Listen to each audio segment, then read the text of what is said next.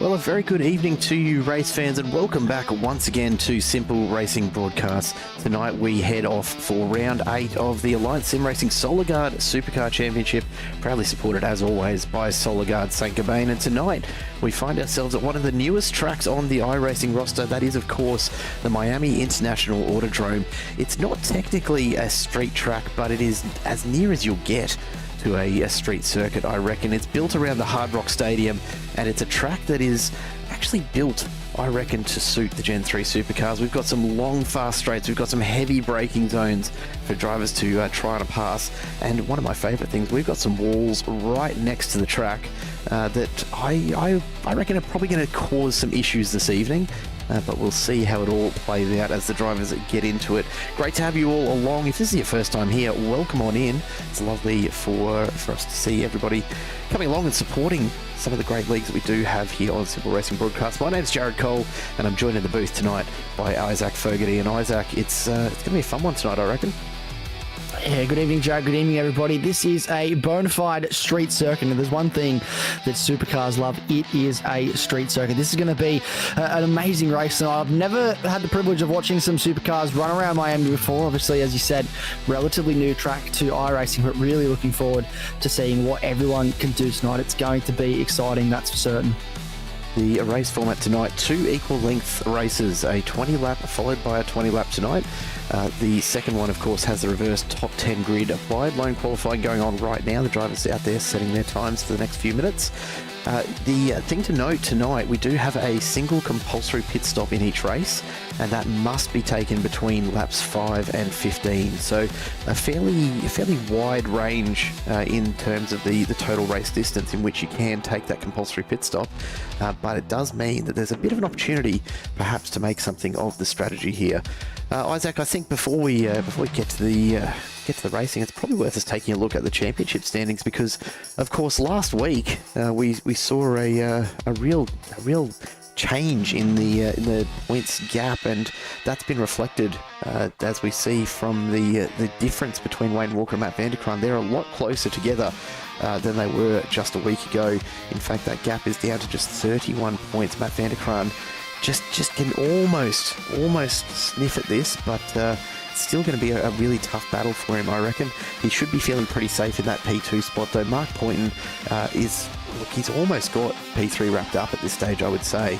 Stephen Varga and Jason Bentz absolutely dead level after 7 rounds. 1,379 points for the 2 quantum racing entries, and a whole host of other close battles throughout the top 20, really. There's not a huge deal to separate a lot of these drivers.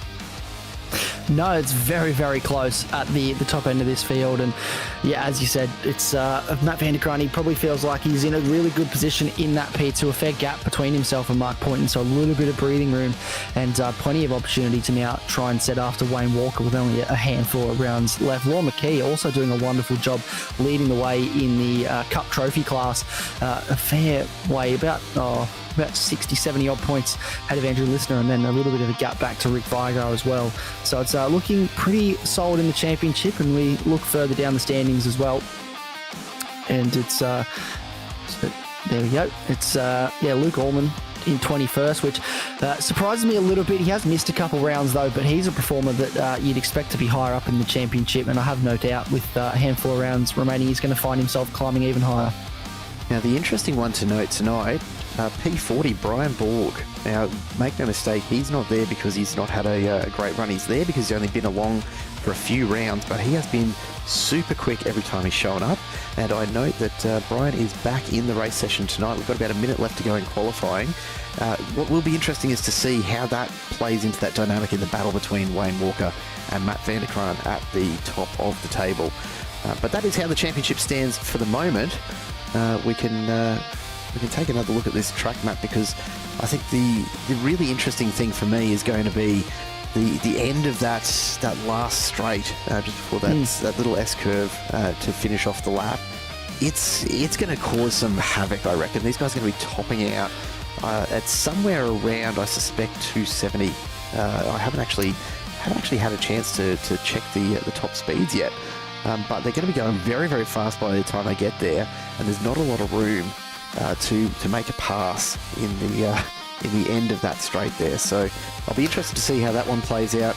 There's also a couple of key points where drivers are going to have an opportunity to throw a move in there, but all in all, not a lot of room for error. You can see from the B-roll in the background, those walls are right there. There's really not a massive opportunity.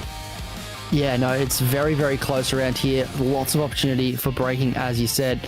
And as we say that, I believe qualifying has come to an end, so we should be able to take a look at our grid now on our little screen here. There we go. So it is actually Wayne Walker and Matt Vanderkraan. I'll hand over to you, Jared Cole, to take us through this. But the two championship combatants at the front of the field, and look who's right behind them.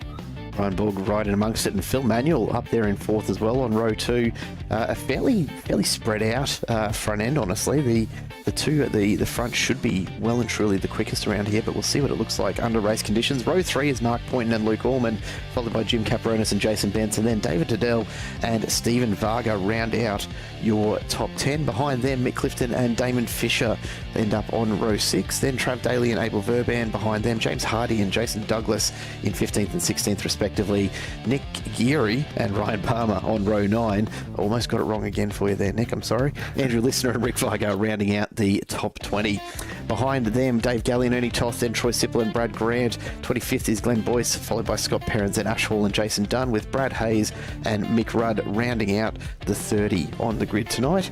31 and 32 is Troy Stonestreet and Craig Schulz, then Andrew Rushworth and Todd Martin, followed by Vince Salvatore and David Logsdale. It's a big field here tonight. It is a lot of cars out there. I am noting, and perhaps I've missed it somewhere, but I don't think I have. I'm noting the absence of a safety car driver here, so I'm not quite sure what the plan is tonight, given that it's a track where I suspect there might just end up with the safety car here or there. But we'll wait and see how it plays out, I suppose. We're getting closer to getting underway here. A big hello in the chat to all of our regulars. G'day Grim and Maddie. Simon Haynes checking in as well. Yeah, it is absolutely going to be a very, very tough track to get one of these cars around. To get any car around, honestly. It's a tough one, but as we know, the supercars do have just that little bit of extra challenge to them. And for a lot of these drivers, I don't know they will have spent a lot of time here at Miami yet. So the times might be a little more challenging to get consistent here. What we'll be looking for, of course, is Wayne Walker and Matt Vanderkraan out in front. To keep an eye out as well, and I don't know if he's quite on our screen here. I'm just trying to count the rows as we look at him. Ryan Palmer, we know, launches these things, so keep an eye on him for 18th. I think he'll be just off the bottom of screen when they do get underway. And look, anything can happen here at this race start. The run down to turn 1 is probably one of the widest parts of this track, so there'll be plenty of room to get alongside each other. I just hope we're not trying to take turn 1 5 wide. You do not want to be going 5 into 1 at that first turn. I think we are not too far away from a race start here. It looks like we have pretty much all the cars on to the grid. We're just waiting on a handful, and there are the lights. So we'll hand it over to you, Jared Cole. We're about to get a race start. As the revs come up, we load them up on the trans brakes, and away we go. Wayne Walker and Matt Vanderkraan lead us on down towards turn 1, and it's a clean start all around the field, starting to spread out already on the way into turn 1. And already we've got a bit of action as we see. It looks like Brad Grant getting caught up mostly in amongst all of that, and Troy Sipple drops down as well towards the front end of this. Wayne Walker and Matt Vanderkraan have gotten away fairly cleanly, and look at Walker already starting to just absolutely run out in front. He's making it look easy, almost a second gap right off the line as the rest of the field starts to follow on through. A brilliant start there, not a great start for Brad Grant. He got caught up in that first turn. Brad Hayes and Andrew Rushworth also caught in amongst it, but Wayne Walker absolutely flying away out in front. Matt Vanderkraan, despite being relatively close in qualifying, is really struggling to stay with him already, and the gap is starting to open up behind them as you see Brian Borg, Phil Manuel, Mark Point and Luke Allman all still where they started, but a number of changes, a couple of very, very quick starts from Damon Fisher and Abel Verban, as well as Jason Douglas from JMR, up 4, 5 and 6 spots respectively, as Phil Manuel gets it all sorts of wrong. He's in a really dangerous spot there. He's going to have to clear this. These guys are going to have it go right around the outside. Almost gets collected 2, 3, 4 times. He's just gotten a little bit of a nudge there from what looks like Vince Salvatore, but in the end, thankfully, we've managed to avoid too many hassles.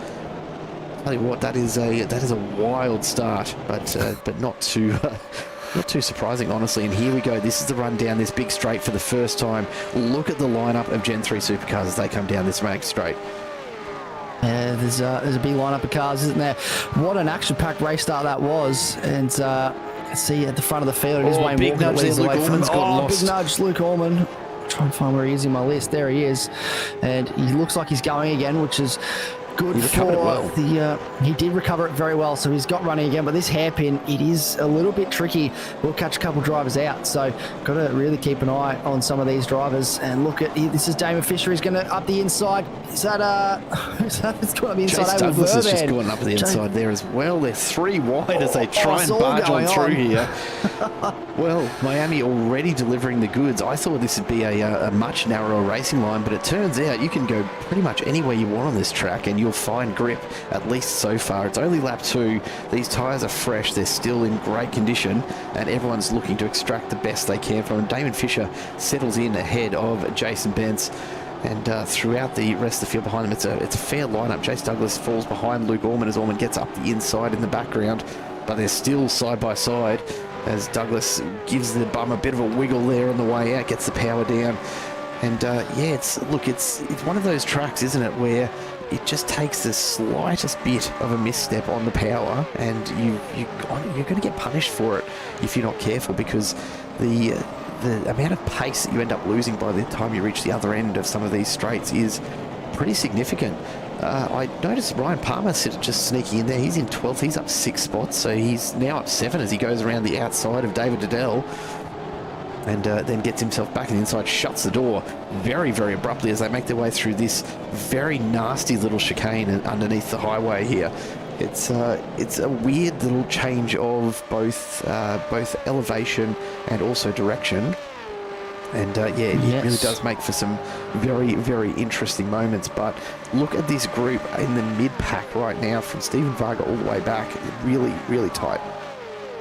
Very, very tight, and I'm trying to go back and work out what exactly happened at lap 1, but knowing which driver to jump to there is very difficult because there was so much to happen. So we'll work on getting a replay once the action does settle down of just exactly what has happened at that race start. A black flag for Trav Daly, so I'm not sure whether that's something that race control have put forward or whether that's as a result of something that has been handed in the game, but he will have to drive through, and he does jump in straight away. So important to keep in mind here for all viewers at home, you cannot come into the pit lane until lap 5, and you have to be through the pit lane by the time you get to lap 15. So it's only a 10-lap window, but it does create the opportunity for strategy. So someone like Ryan Palmer, who has a lot of pace on our screen at the moment, might find it handy to... There's Trav Daly leaving the pit lane. Might find it handy to come in and serve his stop early, get in out of some traffic. And Trav Daly now served that drive-through. But it really does start to open up the question of what is going to happen with the strategy here for these guys. Yeah, it's a good question, isn't it? And I'm just taking a look back through the fairly long list of drivers getting caught up in stuff. Early on there, the very, very early moment. I actually think perhaps we're getting a few false positives due to some of the hairpins, just the low speeds. So we might have to tweak things a little bit on this end, just so we're not seeing everyone show up there. But Trav Daly, that I can confirm that was a race control black flag, so we will hopefully get an update on that at some point as to exactly what's happened there. But everyone's just starting to settle in now. Wayne Walker, tell you what, isn't he back to his best? 3 seconds out in front of Matt Vanderkraan right now. Brian Borg almost 2 seconds off the back of Vanderkraan. So the front two really going for it. Borg and Pointner are locked in fairly close together, but then Daylight back to Abel Verben in 5th, who's 5.5 seconds further back. So all the close racing at the moment is right here in the mid pack, and it's a pretty nice little supercar train we've got going on.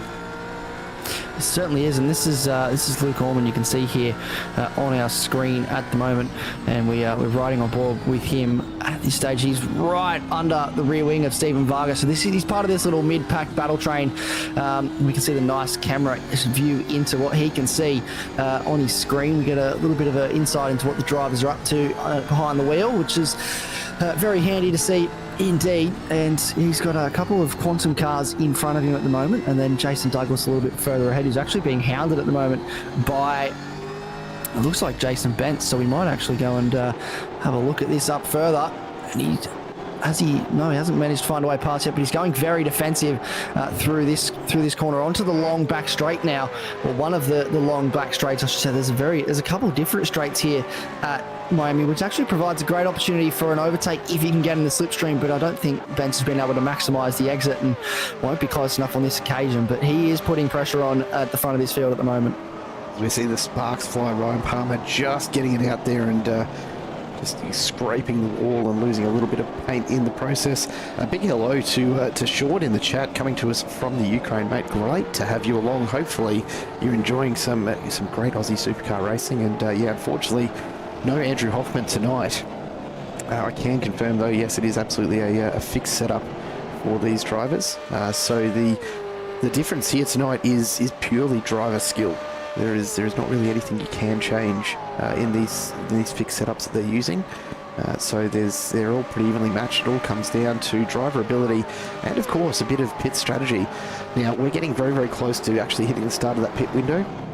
A reminder that these drivers can't actually come in until they've started their fifth lap, which means they need to essentially be coming to the end of the fifth lap in order to be able to take that compulsory pit stop. We'll have to just wait and see what actually unfolds in terms of the strategy here. I do want to have a look at a couple of the replays that we've got just flagging in the background. It does seem like we're getting a fairly unusual number of crashes being reported, but I don't think they're actually crashes. So we're going to make some mild tweaks on this end and just make sure that we're definitely getting correct information there. More than anything, because I don't think we're seeing quite as many incidents as what our broadcast software is telling us at the moment. It all seems to be flowing pretty nicely, and certainly from Mark Poynton back, really it's a pretty tight little battle. You can see there's a fair group just forming up just outside the top five, really, as Poynton has held on to fourth pretty comfortably. The gap back to Verban is extended to 7.2, but from there back you've got a real chunk of cars all in there. Now Matt Vanderkraan has come way off the pace. Whether he's had a bit of a moment there or not, I'm not sure, but all of a sudden Brian Borg and Mark Point are right back in this. Wayne Walker out to 5 seconds now, so he's very, very comfortable at this stage. And look at the gap from these three back to the rest of the pack. They're just coming out of that back corner now as these drivers storm on down towards the end of this straight and this hairpin. No one really in a position to make a move just yet. But Matt Vanderkraan probably starting to feel a little bit of pressure at the moment. Yeah, absolutely. Car 77, car 440. I haven't got the car numbers on my timing tower, so I'm just trying to work out who that is. Andrew Rushworth with the drive-through penalty that he will have to serve. Trav Daly earlier. Trav Daly, and Andrew Listener was the other car that has served the drive-through. Or has to. I think he may have already served that drive-through penalty. Has just served it, correct. So yes, he's come into the lane and made sure that has been served. But we're looking at Mark Poynton up in front. No, Brian Borg going for the move. Doesn't want to see what Brian Borg is doing. It won't let me select him on our camera system to get him on the screen. So we'll follow along with Matt Vanderkraan, who's actually under a lot of pressure at the moment from the man on screen in Brian Borg, and here he is. We should have a somewhere. I'm trying to work out why I can't click on Brian Borg. This is not what I wanted on board. It's a little unusual.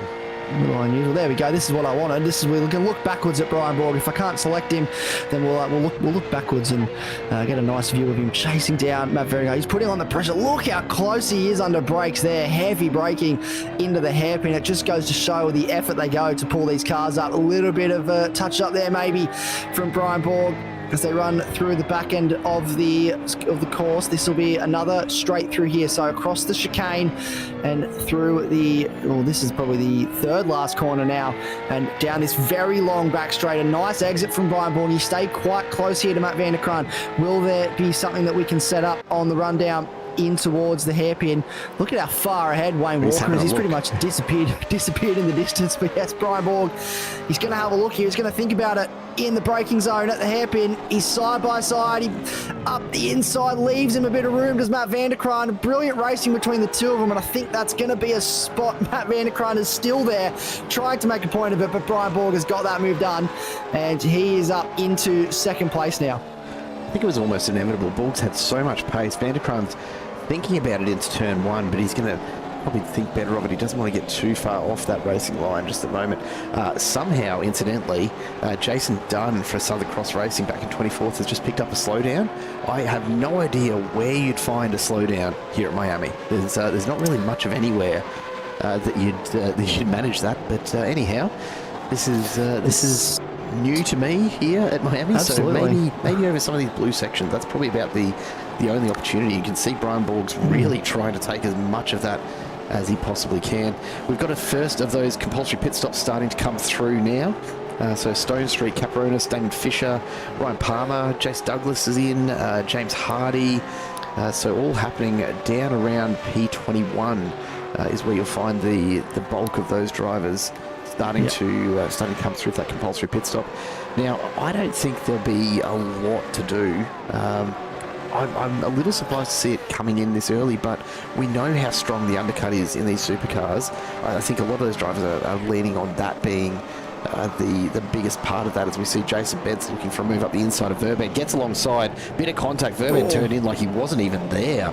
And Bentz and Varga both go through. The two Quantum Racing entries make it through with no problem at all. And Abel Verban back into 7th. He's now going to be under pressure from Luke Allman and David Diddell, both from 266 Sim Racing. So two Quantum cars, then two 266 cars. Verban all on his own for Sim Racer HQ at the moment. Yeah, he's going to absolutely be under pressure, and doesn't want me to look at Abel Verban either. So we'll look at this man on our screen, Luke Allman, and he is now the next car in line to try and put some pressure on Abel Verban. And he's actually in the trophy or the cup trophy class, Abel Verban. So he's actually doing a wonderful job being up the pointy end of the field with these guys. No Lorne McKee tonight, which I've noticed. So there is no championship leader, and in the pit lane goes Abel Verban. So he's one of the first of that top 10 to come into the lane and get a pit stop done. I will note as well, Trav Daly has had a second drive-through that he's had to serve. Jason Bentz has actually just lost a spot to Stephen Varga, so there's been another change of position in amongst the Quantum cars. So it's all going at the front end of this field. Jason Bentz isn't quite done with it though. He's going to try and go back through. Luke Allman wants to go with him, try and get alongside Stephen Varga here. Is he going to go around the outside? This is a very sweeping section of the circuit, and may manage to hold on as Stephen Varga for now, but Jason Bentz, that's a bit of clean air for him. He'll be able to pull away a little bit from this group, because it looks like Luke Allman's got some pace in that car at the moment.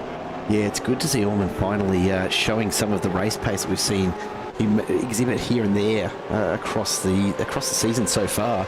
Right now in 7th, he's making the most of this, and we'll try and stick with these guys and probably look for an opportunity to get past if this keeps up, because he's absolutely got the pace here. He's actually brought Dave Diddell with him, and Benson Varga, considering that Abel Verban was beside them early, although that's a bit deep from Luke Allman, he's going to drop back and maybe just getting out of the way of Dave Diddell. I don't think that was intentional somehow.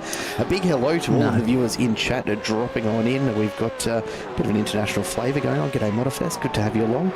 Marlboro, good to have you with us, mate. This is look, there's a bit of secret sauce involved, I will say, but yes, Reshade is definitely involved in getting the look for our streams here on iRacing, and I do appreciate the compliment, mate. It's always nice to know that people are enjoying what they're seeing here with Simple Racing Broadcast. We try to put on a pretty good show when and where we can. Tim Lawson just confirming turn 15 is a slowdown if you try and cut it. So there you go. It's possible. There you go. And this is the thing. Just because there's walls close doesn't mean there's not opportunities for a slowdown here and there. No, that's exactly it. It's it can indeed, if you get a little bit too, we saw it last night at Watkins Glen as well, if you get a little bit too greedy with certain parts of the circuit, you will fall victim to the iRacing stewards, and they will give you a slowdown. So Stephen Varga, Dave Diddell and Luke Allman all into the lane for their pit stop. So the leaders electing to stay at that top 5, not blinking just yet on the pit stop. We are almost halfway through the compulsory pit stop window, and a fairly comfortable lead, it has to be said, for Wayne Walker. 8 seconds back to Brian Borg, and then it's another 2.5 seconds back to these two on our screen. Matt Vanderkram maybe just not gelling with the car at the moment the way he would like. He was quick in qualifying, but just hasn't been able to translate that the same way that I'm sure he would be hoping he could. With the pace, and now it looks like Mark Poynton's going to have a think about a move onto the hairpin. Drive-through penalty for car 747. He's got this up the inside. Heavy under braking. That's tight.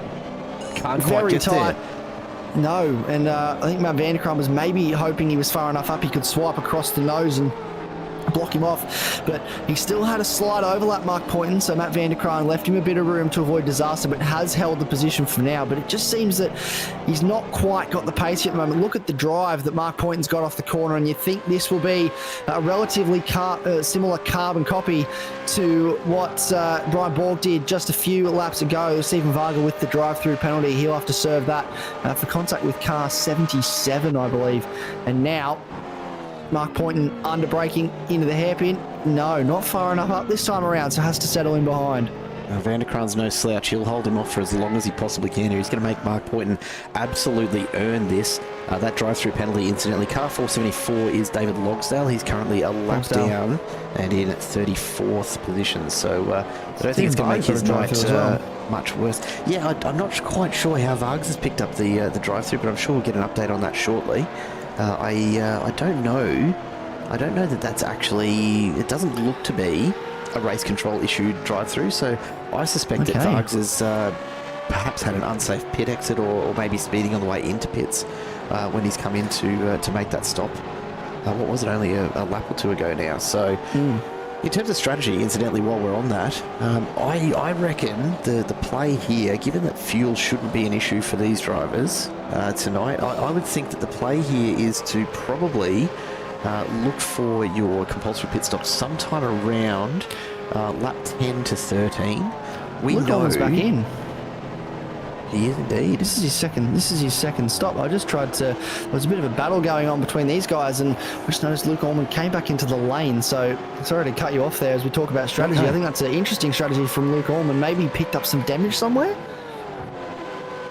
Yeah, look, he's not the only one with a second stop. No, did he have a... I'm wondering if maybe he had a black flag in there somewhere. We just haven't been given the update on it. He did have a drive-through earlier that we missed. Perhaps he didn't. We didn't have a black flag next to his name. That's why I'm a little bit confused. But I can't see on my screen anywhere that he has had an incident. Ash Hall has actually crashed. I saw that's just come up. Whether that's a crash or not, we will find out momentarily. We'll just keep an eye on this battle for just a second. Ryan Palmer, Jason Douglas, and Jason Bentz. So Jason Bentz was in that top 5 before he pitted, which gives everybody a little bit of a good idea of where these guys are going to sit once we come back out onto the circuit. So the undercut proving powerful for these guys. So car 69, contact with car 666 and 444. There you go.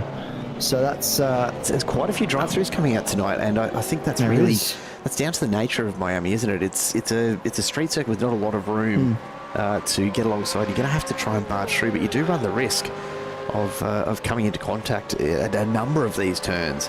I will just go back to Stephen Varga for a moment as well, just to note that he came in to serve that black flag, and it absolutely was, I would say, Probably an unsafe pit exit would be my guess, because he's just served a 40-second stop and hold penalty. Wow. His race is done. His race is done, and that is a very long time to be sitting in the pit. Like Jim Capronis has also just found himself. Oh, that's with his drive-through. I'm looking at the screen as I go, and this is Jason Vance putting Jason Douglas, the battle of the Jasons, a lot of pressure. He was alongside on the exit of the hairpin, but wasn't able to get it done. The safety car is out. We do have a safety car, and I'm trying to get my, there we go, safety car. I just noticed that Tim Nicol has come out onto the circuit. I believe that is for Andrew Rushworth, and we've got a replay here. The Chubby Buns replay might indicate what exactly has happened, and he's already lost the front bar by this point. So does it get worse for Andrew Rushworth? Oh, he's just stopped there. We'll go back a little bit earlier. We do have another replay. Here we go. Sideways, very sideways. Just loses it all on his own. That's a heavy impact with the wall for Andrew Rushworth. That is a massive hit.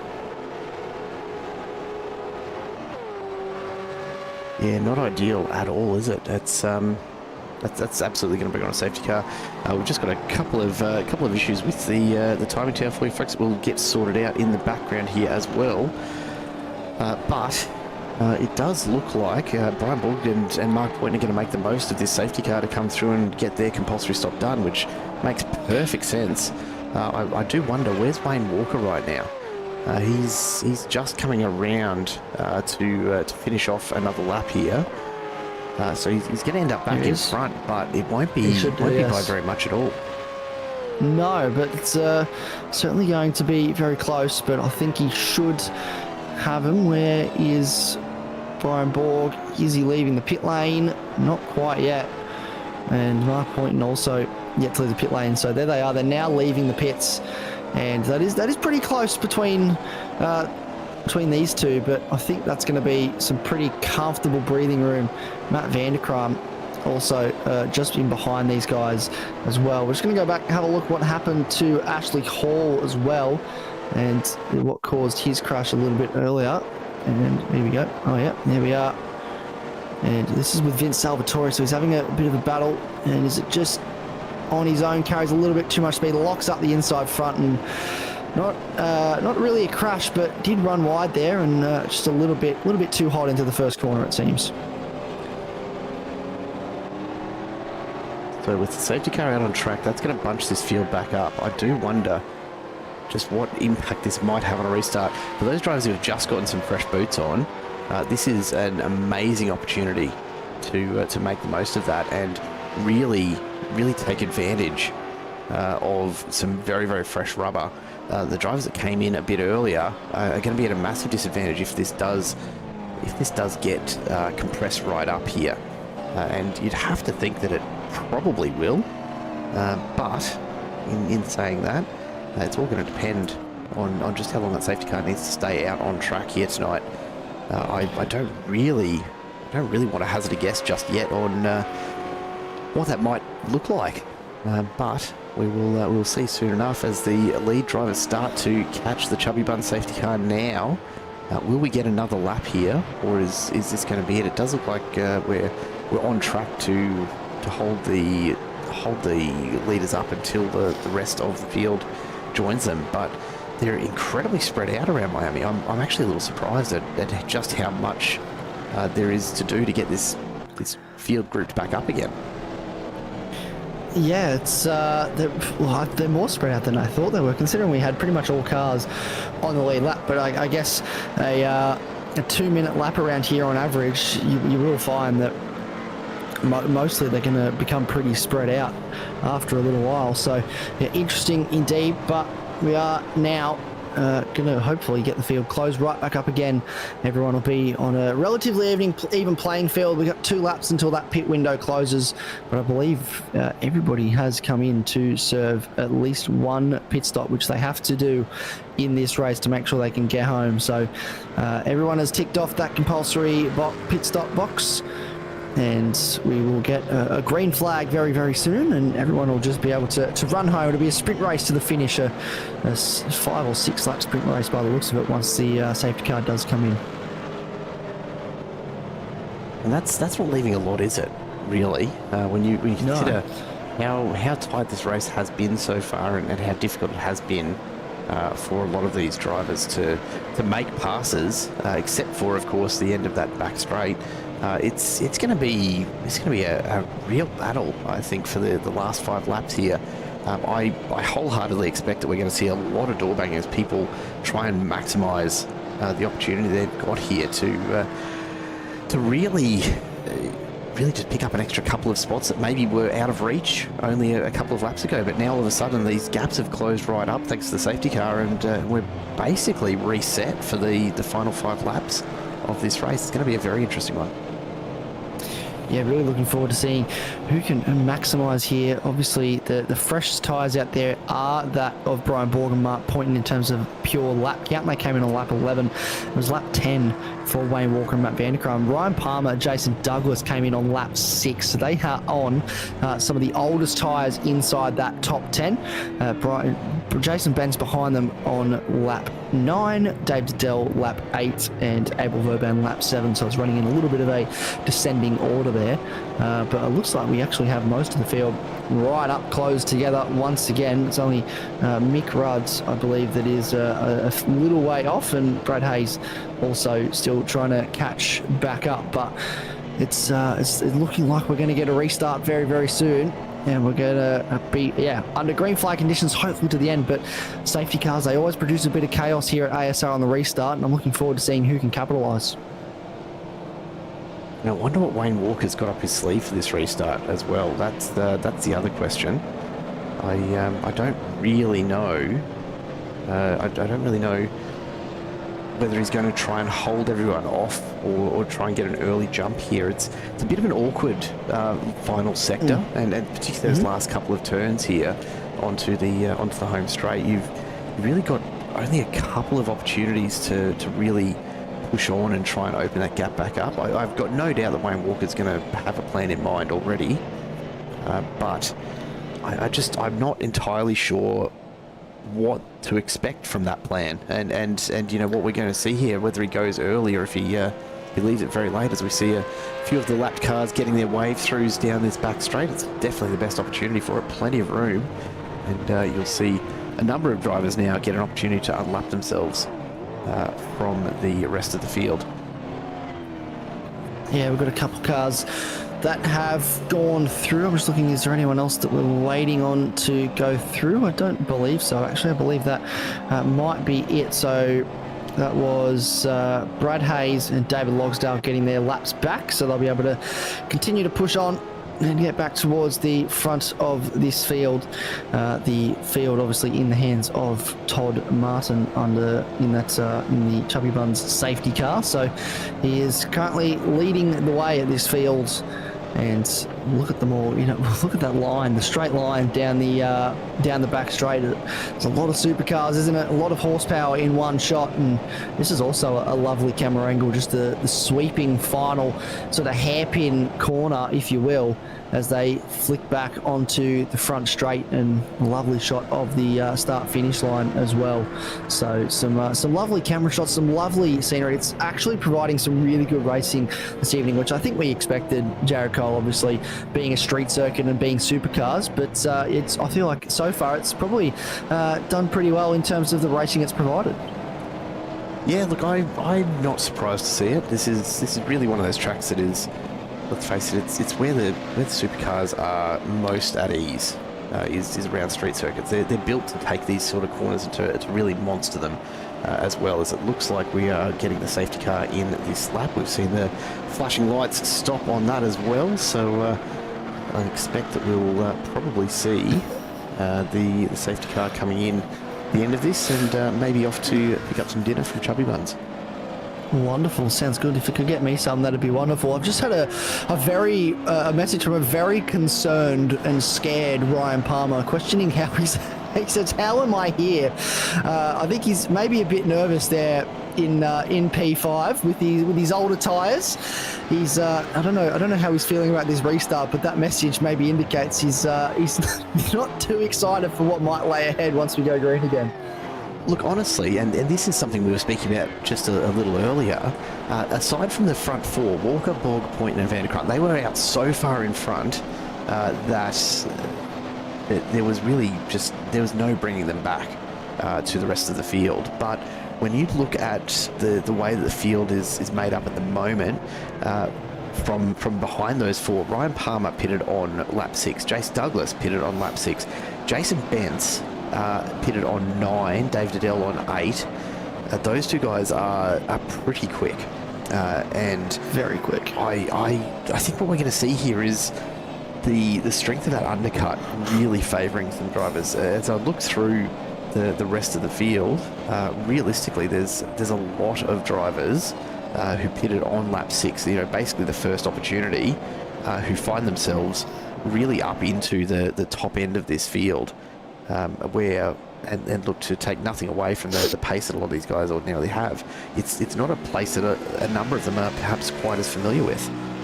So yeah, the undercut proving relatively strong here at Miami, and not too surprised to see that, honestly.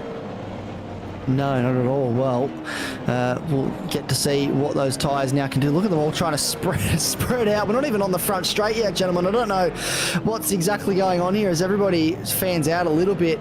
We are under the control through that last corner. Yeah, that's very true. It definitely could be, but we are under the control of Wayne Walker, and it'll be his discretion as to when we go. When does he go, Jared Cole? When can we expect him to go green? I'll hand it over to you for this restart.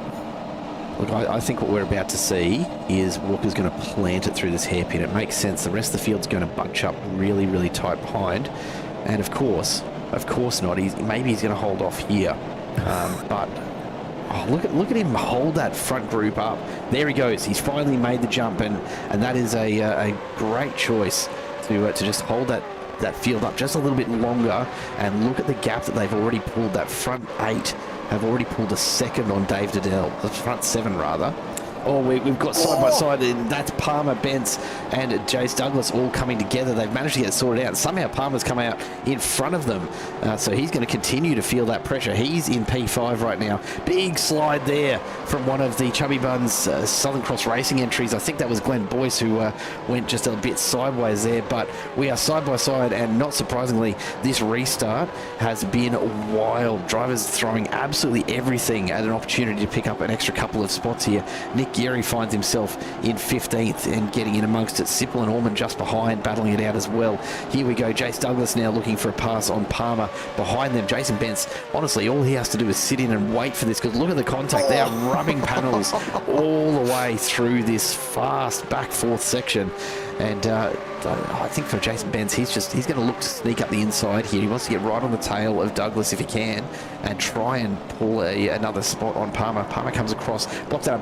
Douglas massively overcooks the braking. He flies off, and now all of a sudden, Palmer thought he was going to get a bit of relief there for just a moment, but Bence immediately pounces to fill the gap. Right behind them is Dave Diddell. He's closed that gap up as well, so he's left Troy Stone Street behind. Out in front, Wayne Walker, Brian Borg, Mark Point, all still fairly close together. Matt Van der Kraan, a little bit of a further gap from them, but geez, it's getting congested here in the middle. Look at these cars trying to navigate the narrow streets of Miami. It is very, very narrow out there at the moment. Jason Douglas keeps it going. I think there was a couple other drivers that were noted as having a crash there. I think they were just trying to pull up, get out of the way of Jason Douglas, who had a very, very big moment under brakes. Not sure if there was any help there, but looks like that may have just been all on his own, trying to defend from Ryan Palmer under braking, and now gets rolling once again. Luke Orman, not too far up the road. He's driving really well back through this field. Had to make a second pit stop. We're not entirely sure why. Jason Douglas has gone side by side now with Glenn Boyce. I was about to say he's gone past Glenn Boyce, but they are still alongside each other. Oh, there's a little bit of contact between the two of them. They managed to sort it out on the run towards turn 1, but again, Jason Douglas locks the outside front and carries too much speed in the corner. Now there's contact, further contact with Jim Capronis. Jim Capronis is around. There is multiple cars involved in this incident further back. I think they've got it sorted out though, but that was very messy between those drivers there for a minute. Heart and mouth stuff. I thought that was going to be a much bigger incident than it was. It's caused a bit of a concertina effect. Glenn Boyce is now side by side with Dave Galley, the other Southern Cross Racing car. It is all happening here at the moment on this safety car restart. It is not short of action. this is exactly what we expected to see, isn't it? The drivers have been just really squeezed up into this very, very tight group, and all of a sudden, some of the drivers that have been making their way through from the back have an opportunity to pick up a couple of extra spots. Boyce has picked up a black flag in there from somewhere, although I'm not entirely sure what that's for. So he'll be going back in, but up to the back of the top 10 here, Ernie Toth with Andrew Listener in hot pursuit at the moment. So Toth has a number of cars just tucked in behind him. James Hardy's up there, Nick Geary is up there. Big shout out, Craig Schulz, I believe, is our biggest gainer so far. He's sitting in 14th at the moment for 9.5 Sim Sports. He is up 18 positions since the start of this race. Absolutely phenomenal drive, and I have to wonder, was it just good timing on his pit stop? He came in on lap 8, just a little bit ahead of a number of those other drivers. I stand corrected though. The biggest mover, Troy Stone Street, 23 positions. That number was so big I didn't even see it on the screen. Now up 24 as he goes past Jason Betts.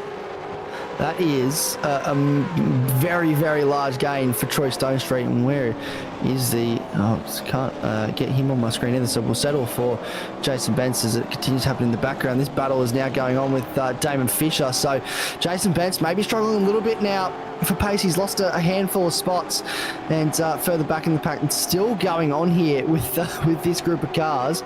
Craig Shaw's still involved as well, and who is that in front of Craig Shaw's? That's Nick Geary that's trying to size up a move on James Hardy. So it's all happening. Jason Dunn, Glenn Boyce both had drive-throughs, serving those drive-throughs now, and yeah, what a positional gain for Troy Stone Street so far in this race. That is a very, very measured drive from the WKMP Sim Sports driver, and I believe he, if memory serves me correctly, won a race last week. So on the back of a race win last week, it's he's coming out this week and been the biggest mover in race number 1, and hopefully he can continue to make that work in race 2. We jump back to Stephen Varga in 22nd. He's trying desperately to make his way back up through the field. Rick Varga gets pushed all the way out, and he'll lose a spot to Jim Caparonis as well, who comes through and picks up another position. So Varga's doing everything he can to try and undo the damage from that stop and hold, which really sent him all the way back down through the field. He's in 22nd just at the moment. Have a look at that timing tower. Honestly, This is such a tight race once again, but up the top end, Wayne Walker and Brian Borg have just started to walk away again. They're already out to a couple of seconds over Mark Point and Matt Vanderkraan, and then the gap back to Ryan Palmer is 5.5 seconds. What I will say for Ryan Palmer though, for someone who is pretty concerned about being in amongst it up the front of this field, he's got himself a reasonable gap now. Of about a second, actually almost 2 seconds to David Adele at the moment. So he's looking pretty comfortable. Stone Street's been served with a drive-through as well, so that's going to drop him right back down through the field, and that's what a time to get a drive-through penalty when the field is so compressed. You're going to lose so many positions, and at this late stage of race number 1, I don't see a huge amount of opportunity for him to get back up through the field here in this race. No, it's that's super disappointing. He was running quite well. I think we may have accidentally put the commentator's curse on him, and I'm very sorry for that, Troy. We were just talking about how well you were doing. Unfortunately, we'll have to serve a drive-through. Luke Allman is continuing his fight back through this field up into 15th place and doing very well at the moment. But back at the front of the field, it is Ryan Palmer sitting very comfortably. The battle is still going on at the front of this between the first and second, though. Keep in mind, I've only got a handful of laps left in this race, Jared Cole, and Brian Borg is doing his best to put pressure on the championship leader and the race leader. As a result, Wayne Walker. Yeah, he is, and Borg's certainly finding his pace now as we come towards the closing stages of this race. Look at how much they're throwing those cars up and over the Miami curbs. They are absolutely belting them, and the cars, of course, they're built to take it. They absolutely love it, and this is why street circuits suit them so well. They're absolutely made to bounce through, where this track primarily used for, if I'm not mistaken, Formula One, and you know, you don't really tend to send those ones over the curbs quite as much, which, you know, makes for a very different line through some of these corners compared to the Gen 3 supercars. Yeah, absolutely, and it's not. I think it's really good to see. I think this circuit is definitely underutilized in real life, and the fact that it's come to iRacing means we can see some of these you know.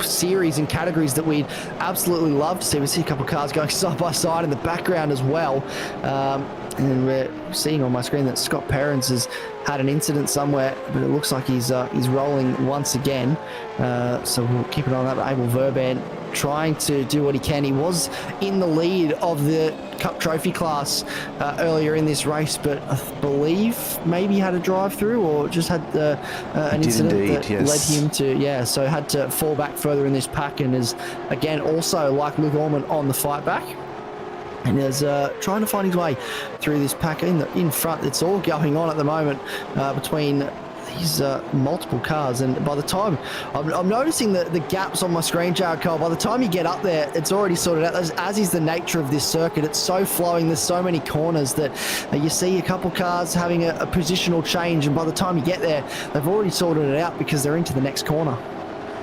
Yeah, and the gaps are really expanding and closing very, very quickly because these guys are so compressed at the moment. There's a massive concertina effect happening into a lot of these turns, and it's really shifting where these gaps are in the field. There are a couple of really distinct ones that are unlikely to close, but look at this, side by side now. We've got Troy Sipple and Luke Orman as they try and navigate that. Orman's going to squeeze him right to the wall. Jace Douglas is looking to go around the outside of Sipple now. I don't know if he's quite going to get there, although he's banged the wall on the way through. Really wants to hold this position. And, Douglas into the wall. What a spot for that to happen. Sipple's recovered as well, although he's found himself spun around. Jace Douglas, just sneaks through. Only just makes it through. And in rejoining there, he was so desperate to get underway. Sipple belts the wall as he spins the car back around.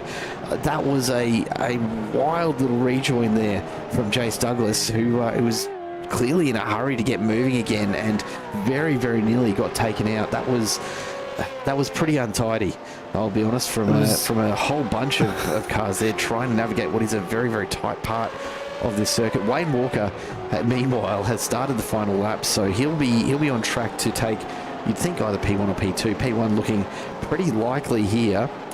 Brian Borg is doing everything he can, but I just don't think he's going to find the pace. Mark Poynton very, very comfortably in P3, and Matt Vanderkraan will look to bring home P4. Ryan Palmer in P5 is up 13 spots, so he'll be finishing right in the middle of that reverse top 10 for race number 2. Then Dave Diddell, Jason Bentz, Andrew Lister, Nick Geary might be the only one left in the top 10 who has a shot at a positional change here. Craig Schulz is challenging him for P9, and Schulz up 22 spots, has been absolutely on a charge.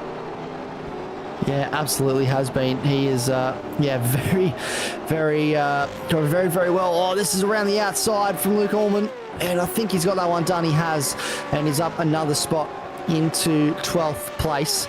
And that is a lovely move, but Wayne Walker has really just opened that gap up a bit, hasn't he, towards the end of this one, and down the back straight looks like he's going to bring this one home. Just trying to see, is there any other battles that are really close on this final lap? I don't really know. Craig Schulz looks like he's a fair way off the back of the car in front, unfortunately, but we will have a look at Wayne Walker as he comes around the final corner. There he is, and he will come across the line in just a few moments' time to take victory here in race number 1 of the evening. The championship leader, and Brian Borg comes home in a very, very nice second place. And we'll have a look as the rest of the cars do come across the run. Ryan Palmer is going to come home in P number 5, albeit a fair way behind. No further action for contact with Jim Capronis and car 99. Dave Diddell, Jason Bentz across the line as well. And then Andrew Lister, Nick Geary and Craig Schulz should round out our top 10. There we go. But what a race that was. What a finish. There's still a few battles going on up and down this field, Jared Cole. There are, and now interestingly, I'm just noting that Jace Douglas has picked up a black flag. That does not appear to be a race control issued black flag. I imagine that might be an incident count flag. If he crosses the line with that, he's going to drop back. I think it's about 40 seconds he usually are penalised for that. And unfortunately, being the final lap, there's no real way for him to clear that. he's just going to have to take the penalty, and he'll find himself all the way at the back of the field for race number 2, I suspect. That is very unfortunate for Jason Douglas. He does cross the line with that penalty applied, so you will cop the 40 seconds, which is very, very frustrating indeed. We see Dunn and Boyce come across the line. Just a couple drivers yet to finish. Ash Hall, David Logsdale and Vince Salvatore still out on track. Vince Salvatore's had a rough run. He's only about halfway through his final lap right now, and a long way back from what appears to be a pretty rough night, honestly. And I think this might have been the final lap. We'll go and take a quick look at this, the Chubby Buns replay. He is crawling home. And I do wonder if maybe there's... I actually don't think he's managed to keep going there. So he's been caught up in something a little earlier on, and that's left him stranded on track, which means that David Logsdale will probably be the last driver to come across the line here, and he comes across for the finish. And that brings us to the end of race number 1. Well, that's Vince Salvatore in the chat letting us know he's run out of fuel, which that is unexpected, to say the least. Let's take a look at the results from race number 1. They are official now, so we can run through them, and let's take a look at this. Vince Salvatore confirming he has miscalculated there, mate. That is a rough finish for race 1, but look, at least you've got some good numbers for race 2, I suppose. Wayne Walker takes the win, 1.1 in the end, ahead of Brian Borg, Mark Point and Matt Vanderkruijm behind them. Ryan Palmer finishes in 5th, followed by Dave Liddell and Jason Vance. Then Andrew Listner at the front of the Cup Trophy class, ahead of Nick Geary, who has a strong showing here tonight. Craig Schulz up massively into P10. Then James Hardy in 11th, Luke Orman behind him. Ernie Toth and Phil Manuel round out a 266 sim racing trio ahead of Stephen Varga, who managed to climb back to 15th, which is not a bad effort at all.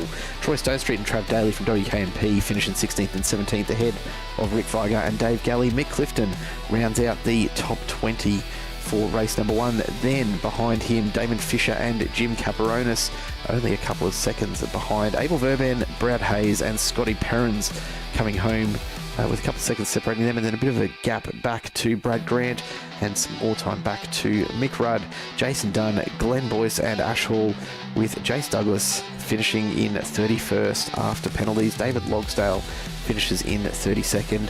Vince Salvatore unfortunately unable to complete the final lap, as was Troy Sipple. I imagine probably sustaining quite a bit of damage in that incident with Jason Douglas. Andrew Rushworth 10 laps down after a big incident earlier on that brought on that safety car, I believe, if memory serves. That's race 1 done and dusted, folks. We still have race 2 that lies ahead. Another 20 laps, a reverse top 10 grid, and of course another compulsory safety car. Look, I'm hopeful, maybe. A compulsory pit stop. Compulsory safety car. Compulsory safety car. Must happen. No, we've got a compulsory pit stop again in race number 2, again between lap 5 and 15. What will the drivers learn from the first race, and what will they take into this second one? We'll be back in just a moment after a quick word from our major sponsors. Providing the best for your family means a healthy, secure, and comfortable environment. But the daily risks your family faces are often invisible.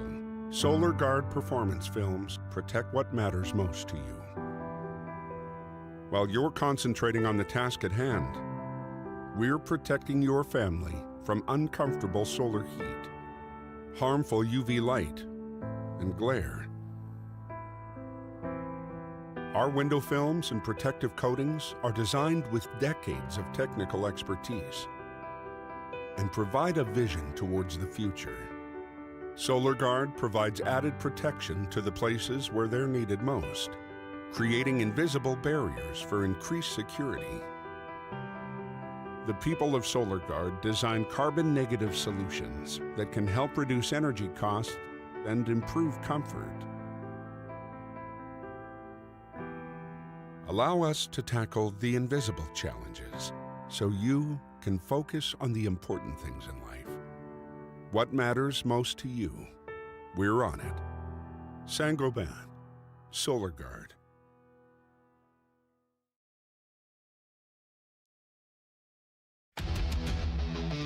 Welcome back to Miami race fans. This is, of course, round 8 of the Alliance Sim Racing Gard Supercar Championship, proudly supported by Gard St. Cobain, and also brought to you by Chubby Buns Burgers, Quantum Tint Solutions, West Automotive, Nicol Photography, and some very, very busy people from 24/7 Sim Services in race control tonight.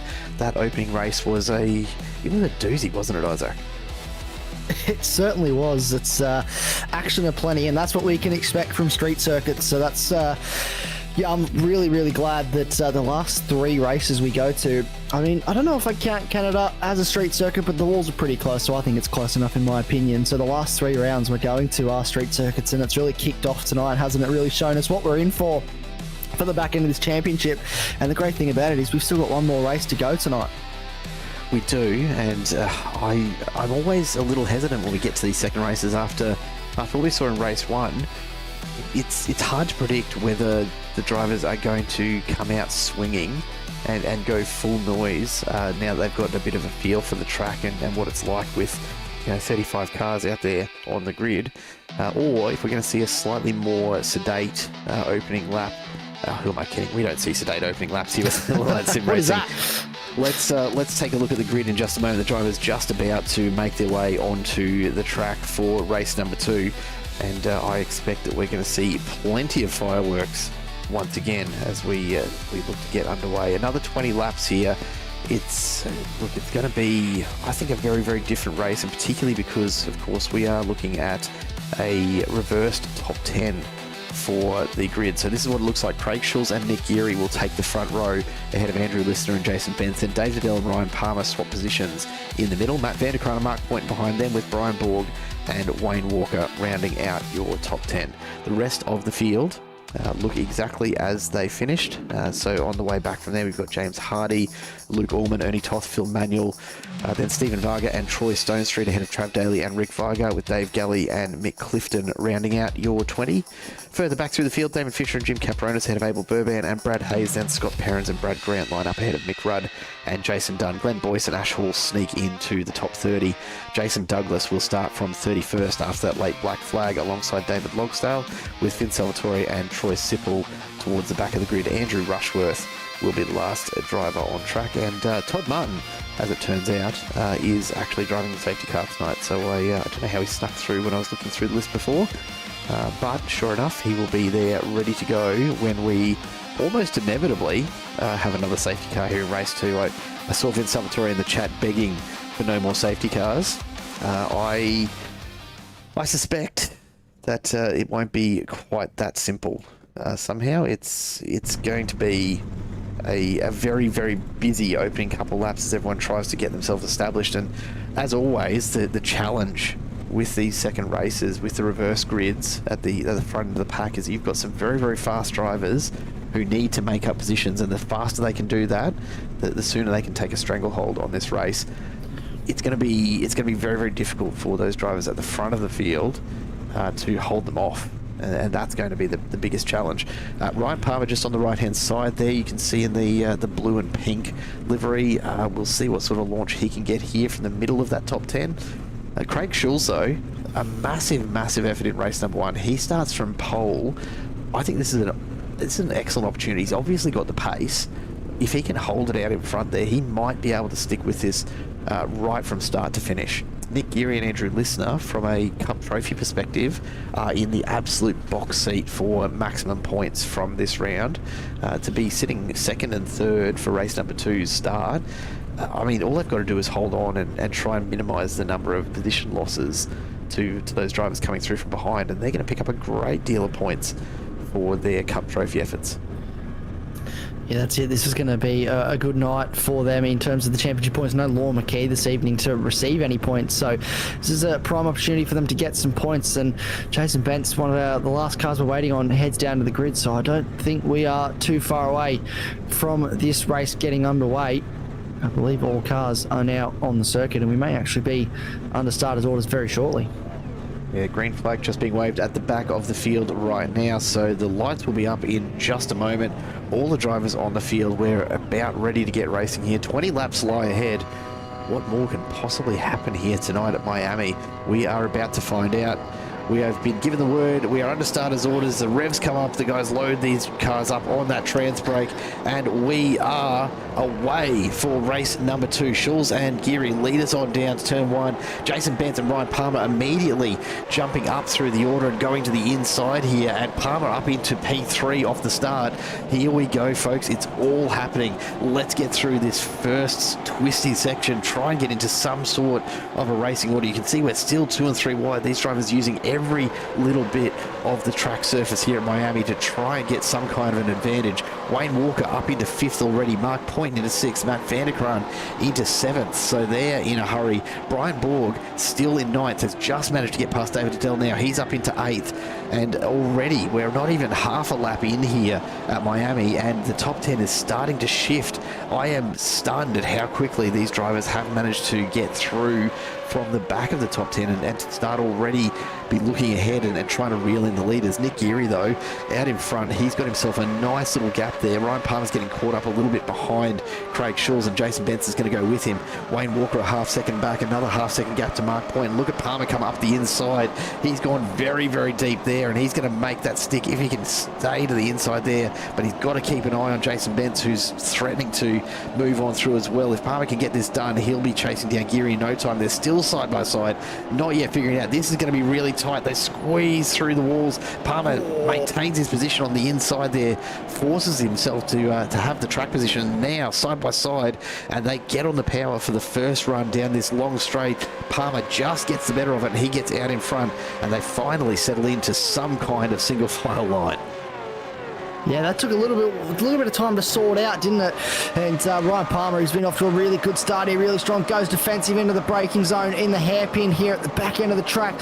Under brakes, Jason Bentz has a think about an overtake on Craig Schulz here, and it's gone from bad to worse for the Pulsar. He loses another spot now to Jason Bentz off this race start, and 2.5 seconds up the road is Nick Geary. He will be absolutely cheering about the race start that he has got. We will go back very shortly once this all starts to settle down and have a look at some of the cars that we believe had a couple incidents. Troy Sipple had to jump to the pit lane, so we'll go back very soon and work out exactly what may have gone on there. Dave Galley and Jason Dunn also coming in with what I believe will be damage to their cars. And Matt Vanderkraan, not a bad start. Wayne Walker, though, had a great start. He's up into P number 4 already. Craig Schulz back into 11th now, so he is struggling at the start of this race, probably getting his ears boxed a little bit off the start, but our championship leader, he is pretty much right on the back of Jason Bentz and Ryan Palmer now. I just want to go and have a quick look, if we can, what happened to Troy Sipple. Here we go. And off the start into the braking zone at turn 1. It's got Jason Dunn on the inside, a little bit of contact, and just more contact with who's that in front of him, one of the NZ cars, and then flicks it around there as well. I think that might have been Brad Grant we'll have a look. who got caught up on Brad that. Grant on my screen here. Let's have a look. There he is. What's happened for Brad? Somehow he's ended up sideways. I think, a little bit of a nudge there from Sips, and look, you know, in a self-correcting kind of moment, Sips gets held up, has to do a bit of a flick around to get moving again. He does.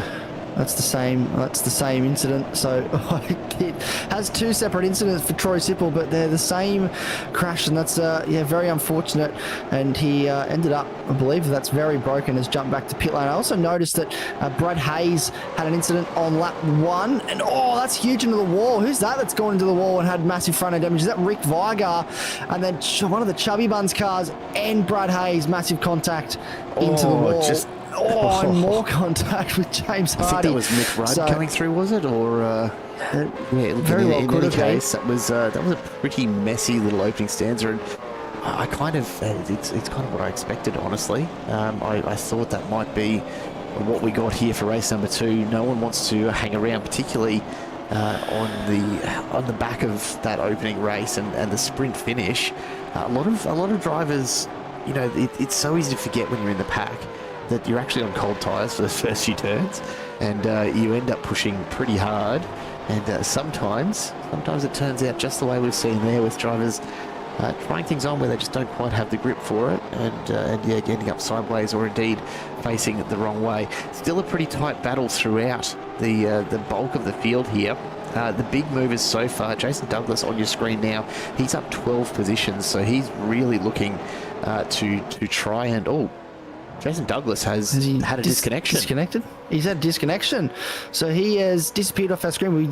Oh no, have we put I hope we haven't put the commentator's cursor on him. That would be really, really disappointing as I try and fight with my cameras. But that is, wow, we were just giving him props, and I was about to also back you up on that there, Jared, to say that he was doing really well. And yeah, but unfortunately, he's a massive incident for Troy Stone Street. Something has happened, and I think he's just spun on the way through there. Now, whether he was assisted or not is another question. We can find out exactly what has happened to Troy Stone Street here in just a second. Here we go. The Chubby Buns replay will give us an idea of what exactly happened to the WKMP Sim Sports driver into the braking zone. He's just all on his own. Yeah, he's just spun. Yep. Just asked a little bit too much of those tyres, and bit of a figure eight in the way he goes. Though. The sheer volume of cars coming through, and this is the challenge with a street circuit like this. You end up waiting. You can't just shove your way back on the track. You have to really look for the gap that's coming to slot back into. But they're still so compressed. We're only 4 laps in here, and there's just so many positions to be lost if you do overcook it like that. Ryan Palmer, speaking of overcooking, finds himself super wide on the entry of turn 1, and that's going to cost him quite a bit of track position. Nick Geary out in front, he's starting to lose a little bit of time to Bence, so he'll be watching this and really hoping that Wayne Walker can start to put some pressure on Bence and turn that into a bit of a battle that buys Geary a little bit more time out in front there. Meanwhile, Wayne Walker and Mark Poynton will just continue to hold that gap from that point. You can see at the moment on your screen, just trying to hold off Brian Borg behind, then Matt Vanderkruijm behind him. Ryan Palmer's still in there as well, and behind them it's a laundry list of drivers all the way back through. Luke Orman's just gained another spot. He's come past James Hardy and up into 10th, so he is trying his best to recover something from race number 2 here. And we can see Craig Schulz looks like he might have just started to find his rhythm a little bit. He's trying to climb back up through the field. He's hovering around 11th at the moment. But yeah, it's certainly a bit of a fall from P1 where he started. Now, to be fair, that is a result of finishing in 10th in race number 1. So if we're being absolutely fair here, Isaac, he's pretty much where he finished race 1 at the moment. So we shouldn't feel too bad about that. No, absolutely not. I think if I finished in the same spot across the 2 races and it was relatively inside or just outside the top 10, I think I'd be pretty happy with that. Obviously, starting on pole, you want to be at the front of the field, but he's doing a really good job. You can see Ryan Palmer side by side, a little bit of a touch-up with Matt Vanderkruijm on the braking zone in the run towards the hairpin in the final sector, and that'll be resolved in favour of Matt Vanderkruijm for now. Sideways from Ryan Palmer on the exit of that corner. And again, has to straighten it up. That's going to cost him a little bit of time and may actually leave him vulnerable here to Dave Diddell right in behind. Luke Orman also having a bit of a look. He fancies himself an overtake on Andrew Listner. So Luke Orman is really doing what he can to capitalise after having to do, I believe it was 2 pit stops. I don't believe he got a drive through, but he just served 2 pit stops, which was interesting for Orman in race 1. Absolutely, and he was driving super well. Yeah, and he's making up for it here, right? He's already up into 10th, which is only a couple of spots up from where he started, mind you, but it's a tough period to try and make any positions. The pit window, incidentally, will be opening at the end of this lap. So as Nick Geary comes around, these guys should be pretty much in the middle. Look at Stone Street in the background, just trying to force his way through past Ash Hall, and I think he might just get this done. You have to be careful not to nudge Mick Clifton there in the middle of it. It's just battling back and forth within these groups, and really all it's doing at the moment is keeping these guys a long way back. You can see Abel Verban out in front of this train, a 6.5 second gap to Damon Fisher. So we're going to get some really good battles out of this, but someone's got to make a move here to try and close that gap up. All of a sudden it's out to 7 seconds. It's just continuing to grow. The front 14 odd cars are all still reasonably close together, but this gap behind Verban is significant. Rather in front of Verban, I should say, to David Fisher. it is a significant gap between. It just shows just how much battling can affect you around here, and just the time that it can cost you. Oh, that's Tory Stone Street has crashed. No, it's Tory Stone Perrins. Street as well. Perrins, Troy Stone Street, and Brad Grant, I believe. And if I can get them up on my screen, I might be able to see where they sit at the moment. Back down the field, Brad Grant rolling very slow. That is. Is that He's got it rolling. Perrins? He's actually looking right. Yeah, he's got it rolling. Perrins ended up getting spun around on the exit there, and I think pretty fortunate not to end up with more damage. Yeah, was there a touch here as he just overcooked it over the curb? Has he taken it's Stone Street and oh no, it is. There you go. I thought I saw Stone Street in the foreground. But yeah, Brad Grant just giving Perrins a big old nudge there, and you can see Brad Grant pulling over to redress that, which will be certainly looked on favourably. Look on the upside, we get a nice view of the Quantum Racing livery there. So and there he is. You know, that's what it's all about, I suppose. That's it. Bit of camera time, bit of plug for the sponsors. Why not? Make sure that they get that sorted. But no, it's he's back out there now, rolling around still. Looks to be minimal damage on that car, which is a good sign for the Quantum Racing driver. But back at the front of the field, here's Wayne Walker. He's getting a bit racy now with Jason Bentz. Braking zone into the hairpin in the second sector. Very wide from Jason Bentz. He is going to lose a handful of spots here. Brian Borg is going to go through. Mark Poynton also trying to find a way through, but not quite able to. And this is even better for Nick Geary, who is now being closed in by this group of cars. But Brian Borg is going to start to put more pressure on Wayne Walker once again. Jason Bentz was really hoping that he was going to be able to hold on to that. I think he just carried a little bit too much speed into the corner and overcooked it. And that is, super frustrating. But again, he's only in P4, plenty of time. Pit window is now open, so you could look at getting a fresh set of boots very soon. We saw Ryan Palmer do that in race number 1, and it worked relatively well, the undercut. We know it is powerful around here, so we'll keep an eye on exactly what he decides to do as we come through here. Does anyone at the front of this field now blink and go for a pit stop? Oh, is that Ryan Palmer peeling off into the pit lane? I think so, yep. It is Ryan Palmer. He wants out of that line, and he wants some clean air. Craig Schulz follows him in as well. Stephen Varga's coming in. So we're starting to see the first of these. And look, to Palmer's credit, it worked well for him in race 1. Why not try it again here in race number 2? Same for Schulz and same for Vargas until Stephen Varga had that stop and hold to deal with. So hopefully he can get out of the pit cleanly and we don't see that again. I think if you're Nick Geary out in front right now, although it might be tempting to come into the pits, try and get an undercut, but also get out of the way a little bit. We know that if you let Wayne Walker through and give him some clear track, he's just going to take off. The very best thing that Geary can do right now for his position is to be an absolute nuisance for all of these guys that are tucked in behind him, defend hard into every corner, make this pass really difficult. Look at Wayne Walker starting to squeeze already. He wants to try and sneak through here. Geary's left the door open just far enough that Walker's going to get up the inside. Now does Brian Borg get through as well? He's going to give it a shot. Geary... Oh, I tell you what, Geary almost thought about shutting the door, and he does now. Gets it back across and gets a little bit of a nudge along from Brian Borg. But here goes Wayne Walker. Look at this. Already has started to open up the gap to Geary. It's not much, but he's got clean track ahead of him now, and he will absolutely start to move away. So the rest of this field tucked in behind Geary, who... Look, he's no slouch either, but certainly is mixing it with some very, very quick drivers at the moment, and he's going to be under immense pressure to move or get out of the way.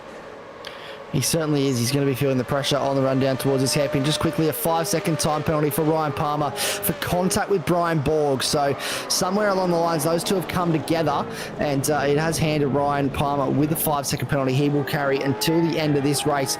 Nick Geary able to defend quite well into the hairpin. Brian Borg was not far enough up and now dives into the lane, so going for the undercut.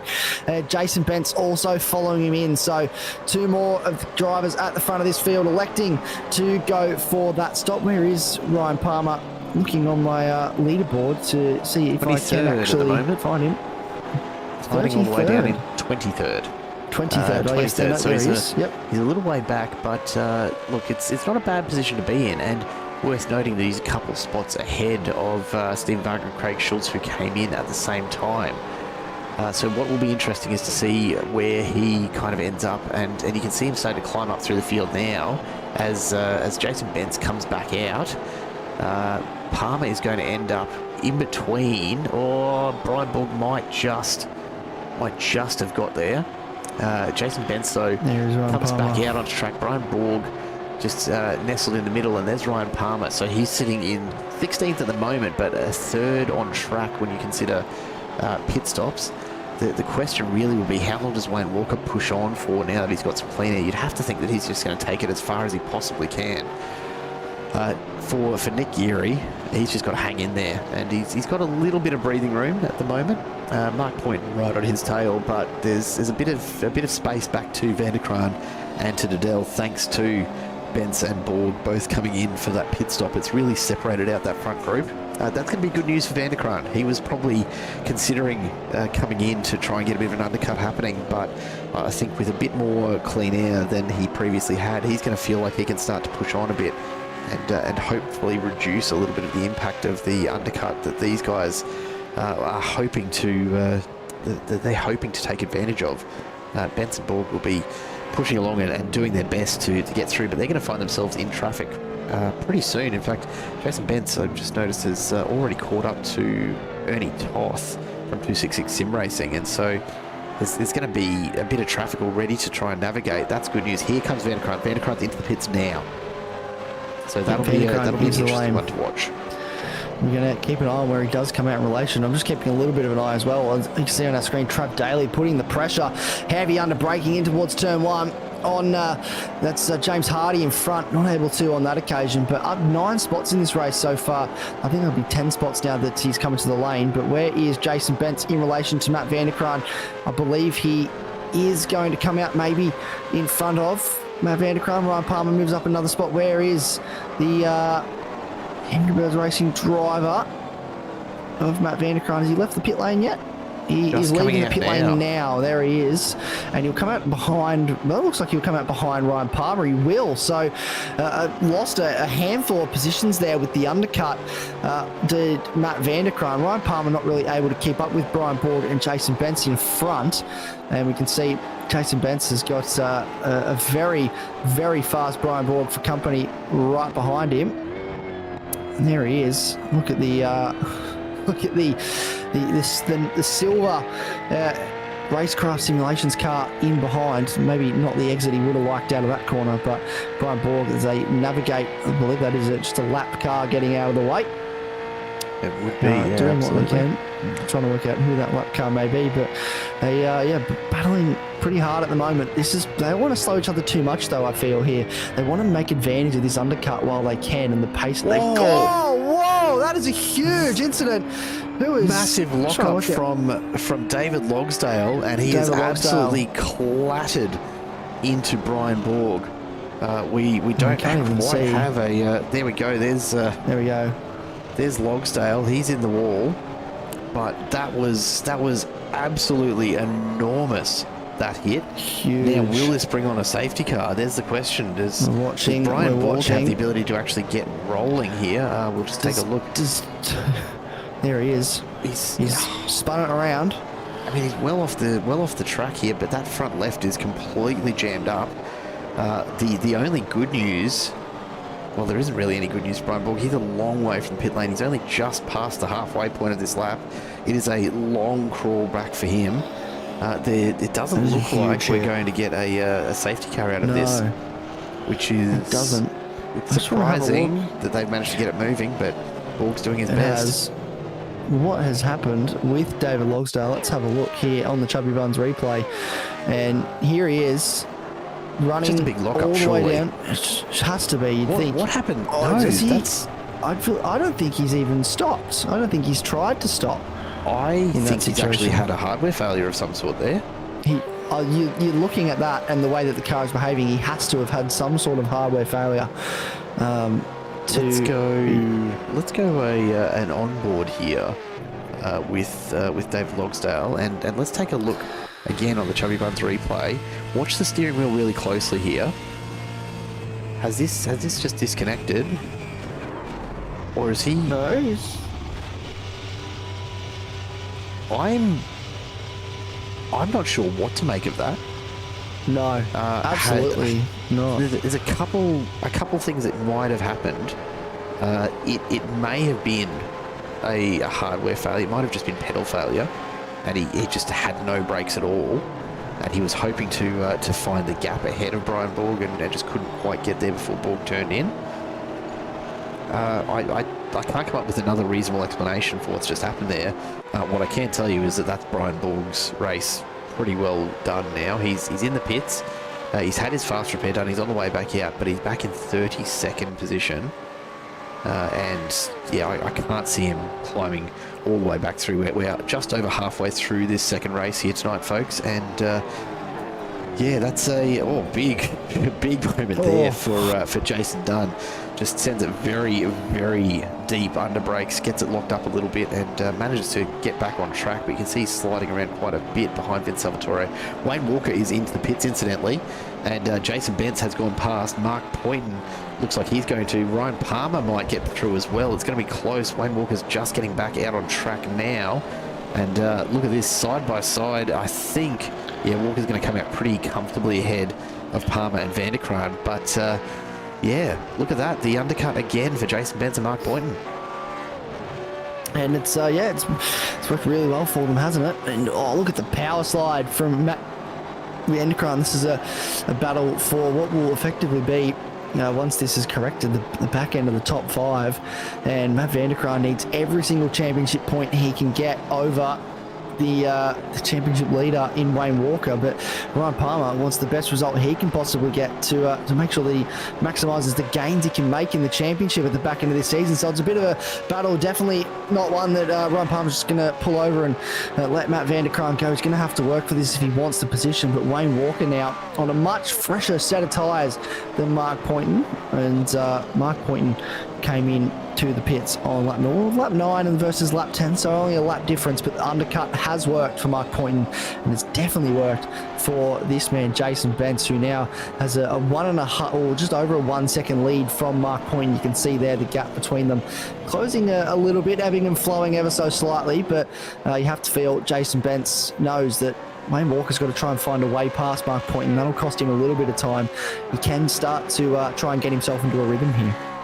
Nick Geary comes into the pits now, so he's going to make his compulsory stop. I'm curious to see where he comes out.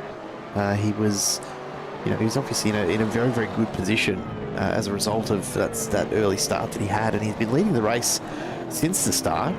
Can he potentially get back out amongst this? I wonder. Jason Bentz is just about to cross the start-finish line now.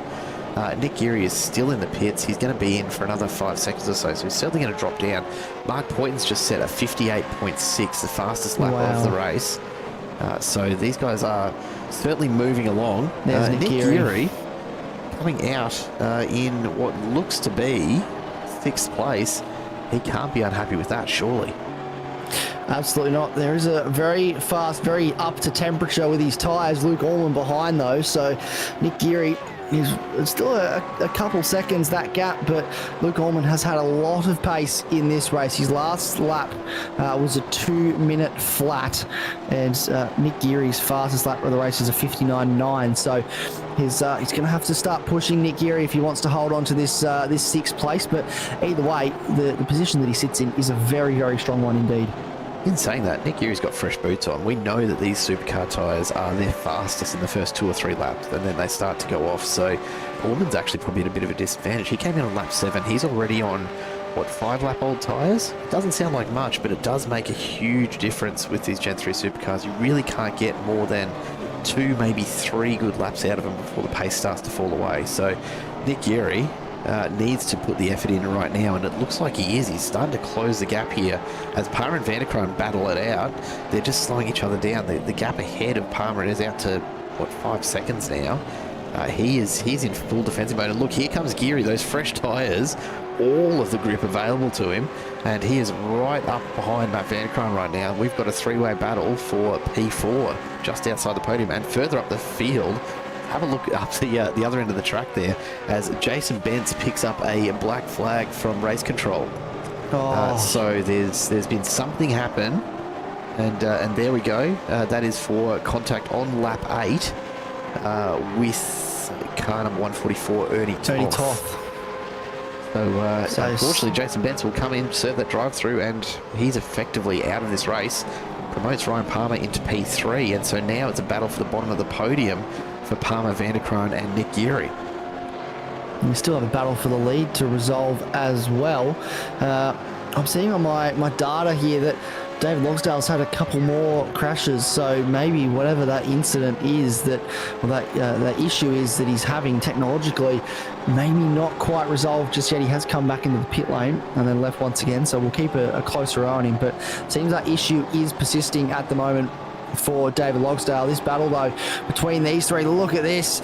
Nick Geary all over the back of Matt Vanderkraan, and Matt Vanderkraan likewise Ryan Palmer. It is close between these three. We are going to have a fairly intense scrap for the bottom end of the podium. And don't forget Luke Allman, who's lurking in the background. You can see him there, not too far off these guys either if they continue to battle the way they are. Nick Geary trying to find a way past a very defensive Matt Vanderkraan. He's making sure he covers off as much as possible.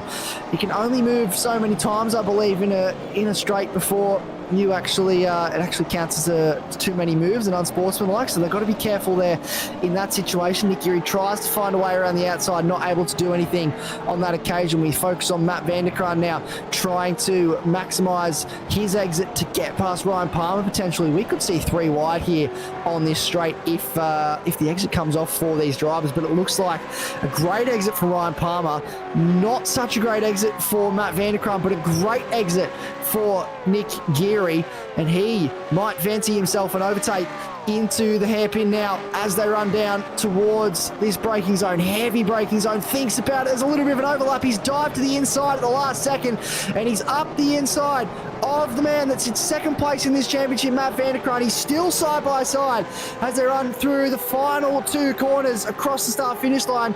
Matt Vanderkraan will pull ahead for now, hold on to that position as it stands, but it's not done yet. Nick Geary thinks about an overtake up the inside into turn 1. There's a bit of an overlap. He's given room by Matt Vanderkraan. Can he get it done this time? No. Matt Vanderkraan able to hold on around the outside, and this is a tricky section to go side by side. You can cost a lot of momentum here. Eventually it falls the way of Nick Geary, but Matt Vanderkraan, he made him work really hard for that. Eventually he's managed to pull it off, but Matt Vanderkraan was not going down without giving it his best shot. I'll be honest, the real winner out of this battle, Ryan Palmer's got himself an extra 5/10 or so of breathing room now. And he's gonna be watching Geary coming, but Geary's gonna have absolutely belted his tyres there to make that pass thick on Vanderkraan. You can see Vanderkraan just starting to come off the pace a little bit. His tyres are starting to feel just a little bit loose and a little bit worn.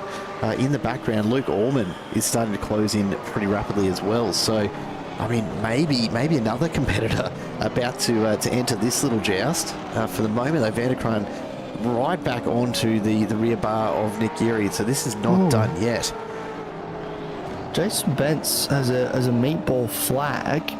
I don't have an incident for him to explain what that might have been, but he has come into the pit lane with a meatball flag attached to him. So something has happened to Jason Bentz after serving that drive-through that has meant that he now has to come back into the pits. And I don't have anything that's saying that he has crashed, so I'm not entirely sure what might have happened there, but sounds like it's not going well for the Quantum Racing drive. It's gone from bad to worse, really. Yeah, there's a couple of things that it perhaps could have been, but look, we've been pretty absorbed in this. I'm not actually sure quite how that's happened. To be honest, I'm a bit lost. I think he's left pit lane, gotten out, and then almost immediately come back into pit lane again, which is really weird. I don't know what to make of it at all. We'll take a quick look and we'll see if we can figure this out as we take a look back. Jason Bentz is he's pulled over and he's moved out of the way here. And this is on the run back down, so this is after leaving pit lane at the end of lap 13. has he just binned it on the way through here or something? Or did he actually pick up the meatball a fair bit earlier, I wonder? In any case, I believe he may have picked the meatball earlier. Must have been earlier than that. That is, yeah, it's a strange one. I suspect, and a big thank you to the Chubby Buns replay once again, I suspect what's happened is that he's actually made really high speed, heavy contact with the wall, and he's done some suspension damage, which, you know, won't show up as registering as a crash, because of course he's managed to keep going at a pretty reasonable rate of knots, but the damage done to the suspension is so much that iRacing says, yeah, no, you're going to need to come and get that fixed. It's past the threshold. Yeah, absolutely, and we'll keep a close eye on that for sure. But yeah, it's he hasn't actually come back out onto the circuit. Mark Poynton has crashed, so we have a massive incident. I'll get a replay of what exactly has happened for Mark Poynton. Has he done this all on his own? I think he has. It's a lock up under brakes. Look at that. Lock up sails through the end. Sails through. And that is huge, and we'll get back to where he might be. Is he rolling again? He is. So I don't know if he's actually made contact with any wall there. We weren't able to tell from the camera we were offered on the replay. I think it's just sort of probably some tyre damage, a little bit of a bruised ego as well. He gets very deep under brakes on the back of. Who is that he's in front of? He's got Andrew Listener we're watching at the moment. David Adele behind. Mark Poynton finds himself down in 6th all on his own. Ryan Palmer right now in P2 ahead of Nick Geary. There we go. But look at the gap between Ryan Palmer and Wayne Walker. That battle is still yet to be resolved between these three. It's still happening. But yeah, look at that gap to Wayne Walker. That is a very, very, very large gap. So this is pretty much just a battle for the podium now, isn't it? There's not much that's going to go on now, and we've got a replay once again. This is what happened. Potentially, we think to Mark Poynton, very deep under brakes, just locked it up. Deep sliding. Yeah. And look, no damage, no walls there. I suppose if you're going to go with it, probably not, a little bit of an idea to back it into the wall like that, but it's not an ideal spot, as we see. Vanderkran's got the move done on Palmer there while we're looking at that. We might have to go back and take another look at that, I suspect, because Palmer's back alongside though, so it's not done yet. He still wants to have another crack. There's Luke Orman's in there as well. Oh, this is going to be very interesting, right? Palmer's going to just charge on. Vanderkran's going to have to drop. He's now going to be battling with Orman because Vanderkran still hasn't cleared that slowdown yet. So Luke Orman is really threatening. Finally, Vanderkran clears the slowdown. Ryan Palmer gets gifted that position back, and he's got just a few laps to hold on to it. He might just find himself on a podium here. Yeah, he's got a lot of work to do though. Those tyres are starting to struggle, and everyone behind him is on a newer set of boots. So he's up struggle street at the moment. Ryan Palmer, he is cruising down a river without a paddle and cannot try and get away from these guys. Even if he tries, they're just reeling him back in. Look at how much Nick Geary has disappeared up the road. This is going to be a wonderful result for Nick Geary, isn't it? Second position as a cup trophy driver.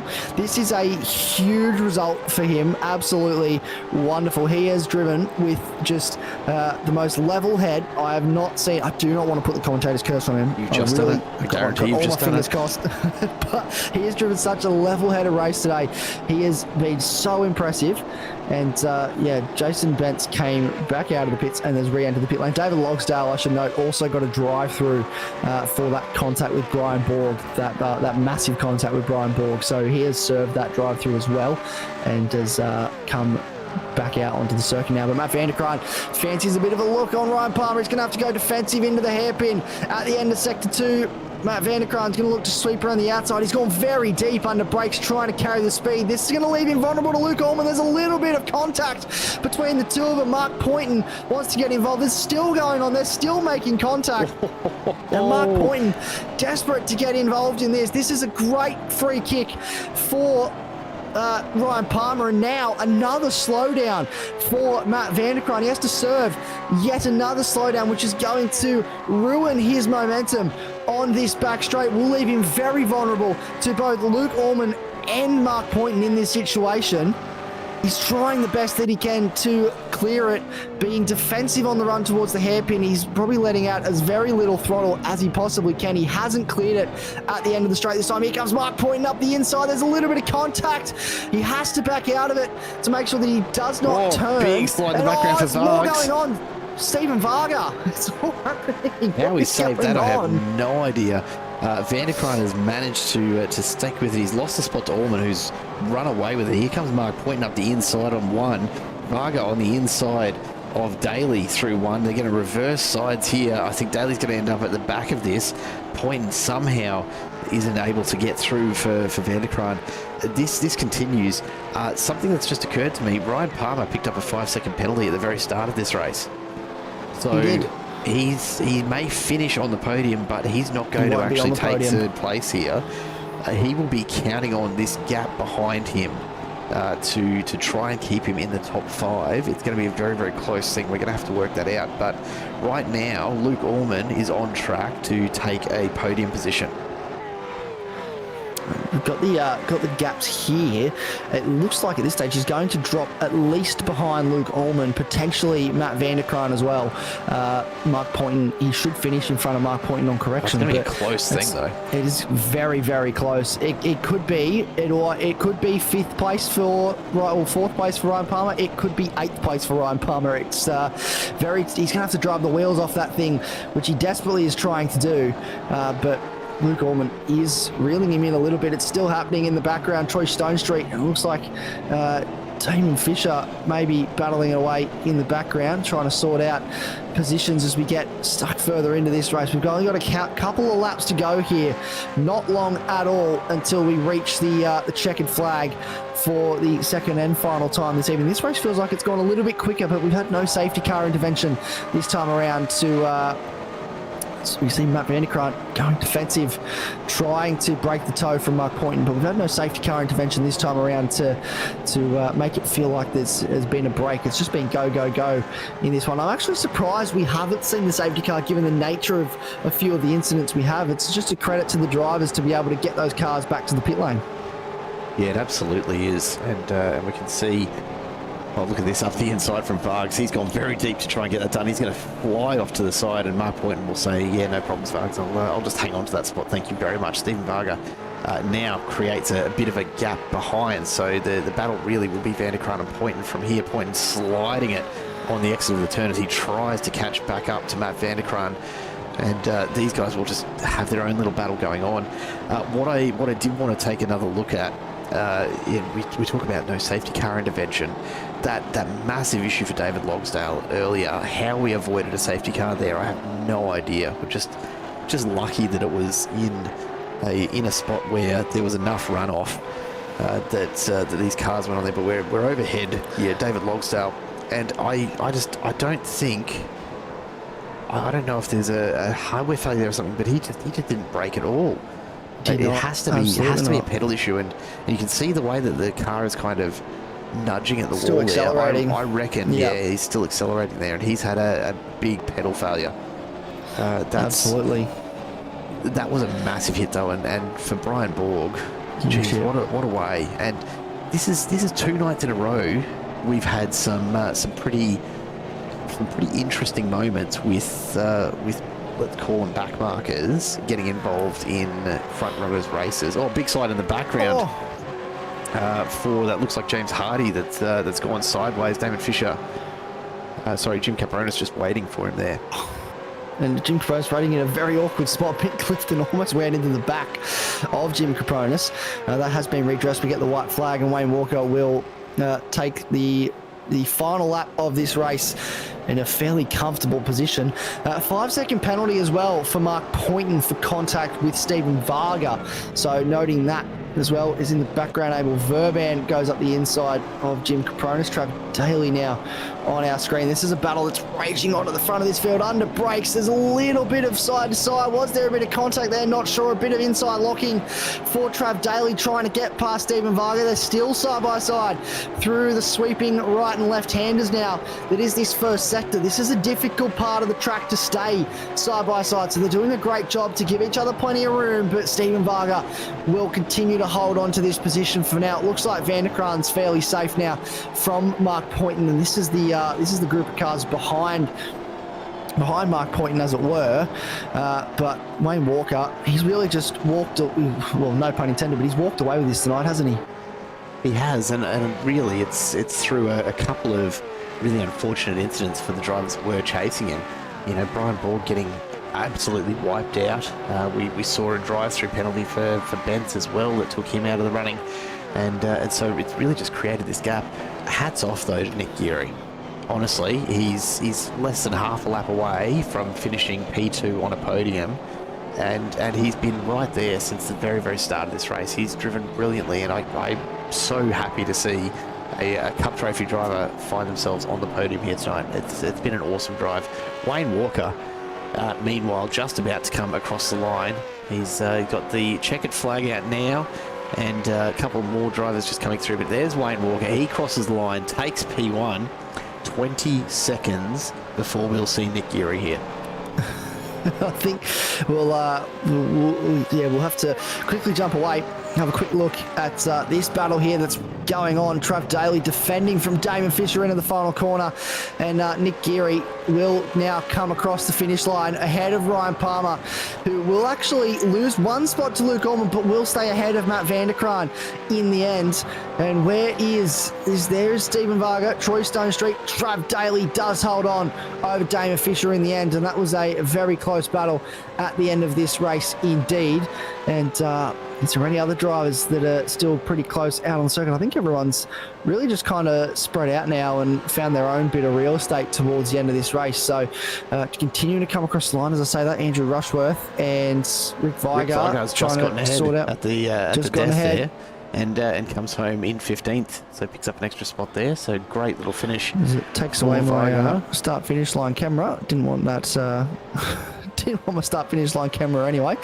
There he goes across the line. Phil Manuel now finishing in P19. Vince Salvatore on track to come home in P20. There he is in the Make It Supercar, and this is what have we got here? This is Dunn Schulz slowdowns for Dunn and Schulz, Scotty Perrins, and there's a couple cars trying to redress, take slowdowns. It's all happening here on the final lap. Ash Hall with a black and white flag after crossing the line. Scotty Perrins is going to drag race with Brad Grant down the back straight for the final time run towards the hairpin. The side draft working in favour of Brad Grant here. Has the inside line under brake. Scotty Perrin's going to try and hang it around the outside, but I think this could go the way of Brad Grant. Runs him wide, and that's play on, fair enough, and Brad Grant will hold on to finish in P27 in this race, and a very feisty battle on the final lap between those three. Well, look, always a bit of fun. Ash Hall crosses the line with a black flag as well, so that's not going to be ideal for him. But geez, what a finish, and what a massive drive from Wayne Walker, but also Nick Geary, who we'll chat to in just a moment. Huge finish. We should have official results in just a moment as we wait for the drivers to get back around. And here we go. Wayne Walker takes the win, 19.7 seconds ahead of P2 is something else, even for Wayne Walker.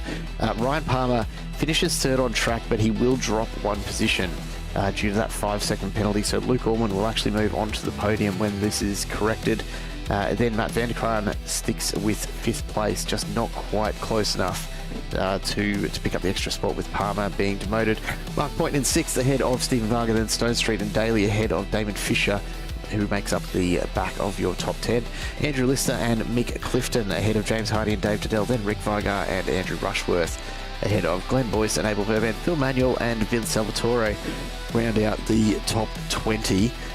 Further back through the field, it was a real mixed bag for a lot of these drivers. Jim Caparonis found himself finishing in 21st. Brad Hayes, Dave Galley and Ernie Toth finishing in relatively quick succession ahead of a very unfortunate Brian Borg. To even salvage 25th from tonight is look, I mean, you can only be grateful for a fast repair if you're Brian Borg, because that was an absolutely brutal way to get taken out. And I very, very much doubt that was anything other than a hardware failure for David Logsdale. But what a time for it to happen. Absolutely obliterated Borg's chances tonight. Jason Dunn and Brad Grant behind him. Scotty Perrins comes home in 28th ahead of Craig Schulz. Then Mick Rudd and Ash Hall, the first drivers to finish a lap down. David Logsdale, 3 laps down in the end. Jason Bentz down 7. Jace Douglas had an internet connection failure and found himself down in 34th. And Roy Sipple, the very, very early incident for him, unfortunately, counting him out of things here tonight. I am just going to have a quick look and see if we can nab Luke Orman for a chat. I don't know if he'll even be aware that he's going to go up through the field and take P3. I'm not sure if Ryan Palmer is aware that he's lost P3 either. So I don't know. I don't know if they're all aware of what exactly is happening out there. Well, let's drag Luke Orman in anyway. I'll find him down in our list here, and bring him on in. So hopefully we're not going to find him. Hopefully we're not going to find him mid-conversation, and he's okay with us doing this to him. But we'll bring him on into the broadcast booth now. Luke, are you with us? Yes, I am. Mate, I don't know if anyone's told you yet, but a 5-second penalty to Ryan Palmer moves you up into P3 for race number 2. Oh, nice. No, thanks, So, boys. mate, congratulations on another podium. Geez, that was it's a nice little battle you were tied up in there for a while, wasn't it?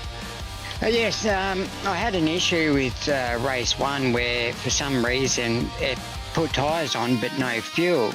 So I had to come back in and do another pit stop, and when I done the pit stop for the second race, it was saying I was a litre short basically the whole race. So I think I've got a bit of a issue somewhere, but it was a great race. I don't know if Matt had worn his tyres out or what had happened.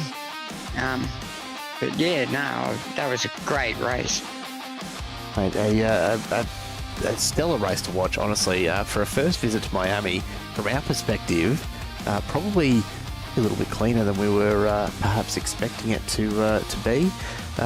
Your thoughts on Miami as a first time out with the supercars? You reckon we should be coming back here again sometime soon?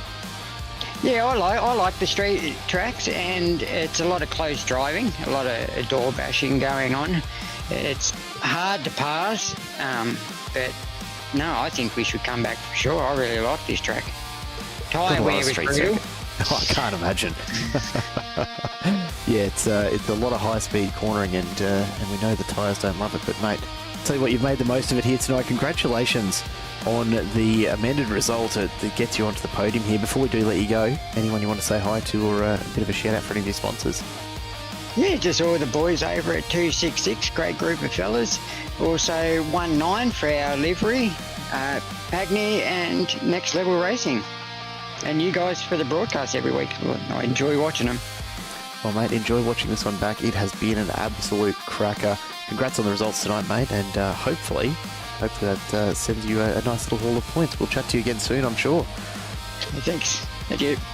Luke Orman there picks up a P3 with Ryan Palmer getting demoted with that 5-second penalty, and we'll go to now Nick Geary, who comes home in second place. Nick, are you with us?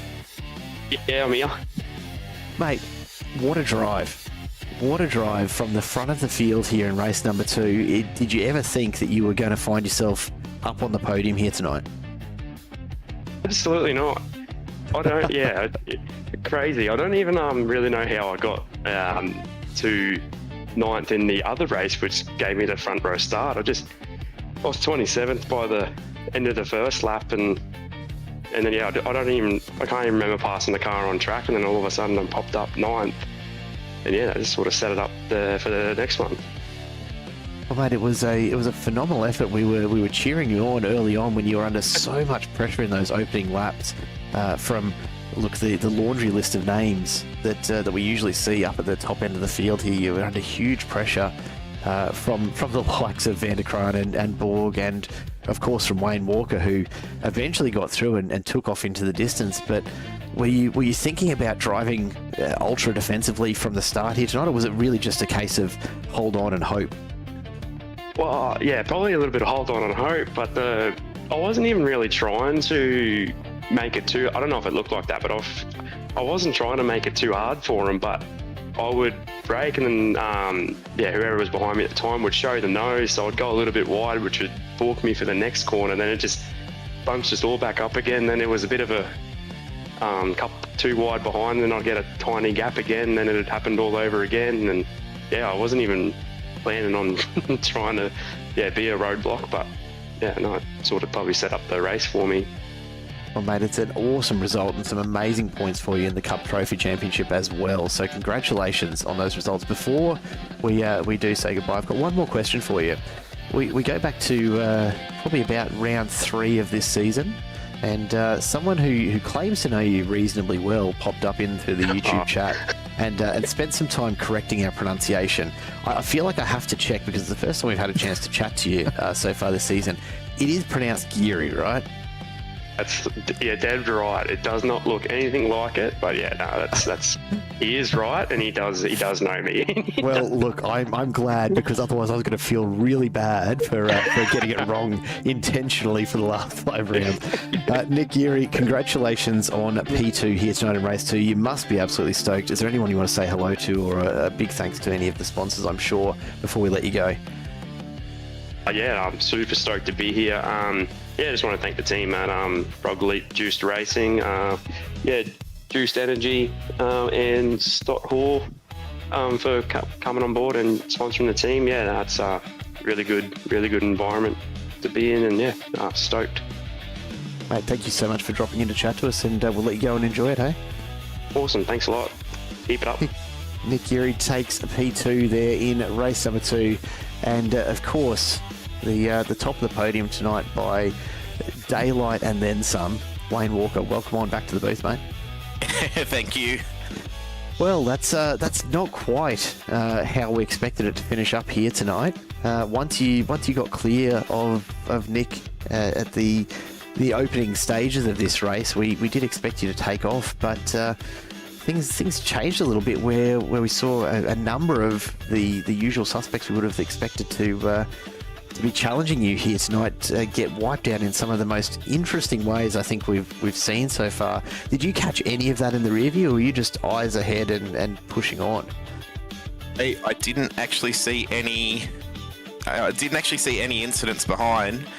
And then at the pit stop, then I thought I should have come out in first place, but coming in, I got stuck behind a slow car coming in the pit entrance. So I lost a bit of time there, and I come out in third. And then had Mark and I think it was Spence in front, and I went around the outside, and Spence was in first at the time, and I went around the outside of Poynton, who was in second, and was able to stick it around the outside, and Spence pulled into the pits for a penalty, so that gave me the lead. And then I'm not sure, like, Poynton was in second, and then next thing he disappeared. But I don't actually know what happened to any of them. Mate, it has been a very, very eventful night here, I can tell you that much. And we've seen some really, really unfortunate circumstances for a number of drivers here tonight. But for you out in front, made a bit of clear air, and as always, you've walked away. I'm not entirely sure, but I reckon that's got to be close to the widest winning margin we've seen from you, certainly this season, but maybe ever, just shy of 20 seconds ahead of P2. It's certainly out there. Miami as a track, did it gel well with you once you sort of got the rhythm, or is it one that had a few more challenges than it looked like? It's definitely a challenging track. There's a lot of spots where you can sort of gain or lose time. You can cut a lot of the corners a lot more than you think you can. So if you don't, you sort of lose a fair bit of time. But I think I sort of gelled with it reasonably well. But it's definitely not one of my favourite tracks, though. Well, mate, mixed reviews tonight, that's for sure. A massive congrats on another win under your belt. We thought maybe there was a hope, just a slight glimmer of a chance that that Vanderkar might be challenging you come end of season for that number 1 spot, but I think that's fading pretty quickly. It's got to be one hand on the trophy at this stage. Before we let you go, as always, mate, is there anyone you'd like to say hello to? Then please, the mic is yours. Yeah, just everyone who helps run the league. You guys for the broadcast. You do an amazing job every week. The other podium finishers. You've got to. I don't know. This is the sort of track you have to have a bit of luck on to do good. So yeah, congrats to them. All the other competitors as well. It's not possible without them. My team, Accelerate Sim Racing, and all the guys there for all their help through the week, and we're all learning a new track and talking about the different lines we take and all that sort of thing. And our sponsors, Abbey Timber, Primal Wheels, Box and Lock Narang, and Modern Deck. Wayne Walker, always a pleasure to have you in the booth, mate, and I'm sure it won't be the last time this season. Congrats again. Yep, thank you. Wayne Walker takes out P1 in race number 2. And that brings us to the end of what was an incredibly eventful bit of racing here tonight. Isaac, I don't know about you, mate, but I actually reckon I'd like to see Miami back again. It's a circuit that, look, for all of the challenges of it, I think it's one that really does suit the supercars, and I rate it. Oh, absolutely. I think it's been a stressful night for the drivers on multiple fronts, and it's certainly provided them with a challenge. But look, if there is anyone out there that runs a iRacing V8 Supercar League, heavily consider putting Miami on your calendar for your next season, because it is just a brilliant track. It's provided some excellent racing, and it is, as I said at the top of the broadcast, it is a bona fide street circuit. It's always going to be something that supercars absolutely love, and I think that point has been well and truly proved tonight. Absolutely, and if you love street racing and you want to see a bit more of some tight concrete wall type action, make sure you don't go anywhere. Do hit that subscribe button down below, and don't miss tomorrow night's MC Motorsport GT3 Championship, brought to you by Easy Moto Spares and Adelaide for GT3s. I tell you what a way to follow on from tonight's race here at Miami. More concrete walls, more action. I am predicting absolute chaos through that first chicane. You wouldn't want to be anywhere else tomorrow night. But if you do have somewhere else to be, we understand. We'd just love to see you back here again at some point with Simple Racing Broadcast. A huge thank you, as always, to Gard Saint-Gobain for their support of the Alliance Sim Racing Supercar Championship, and to Quantum Tint Solutions, AA West Automotive, Nicol Photography, and 24/7 Sim Services for their race control and safety car services here tonight. My name's Jared Cole on behalf of Isaac Fogarty and everyone on the Simple team. It's been great to have you along once again. We can't wait to see you back here. But until next time, it is goodbye for now.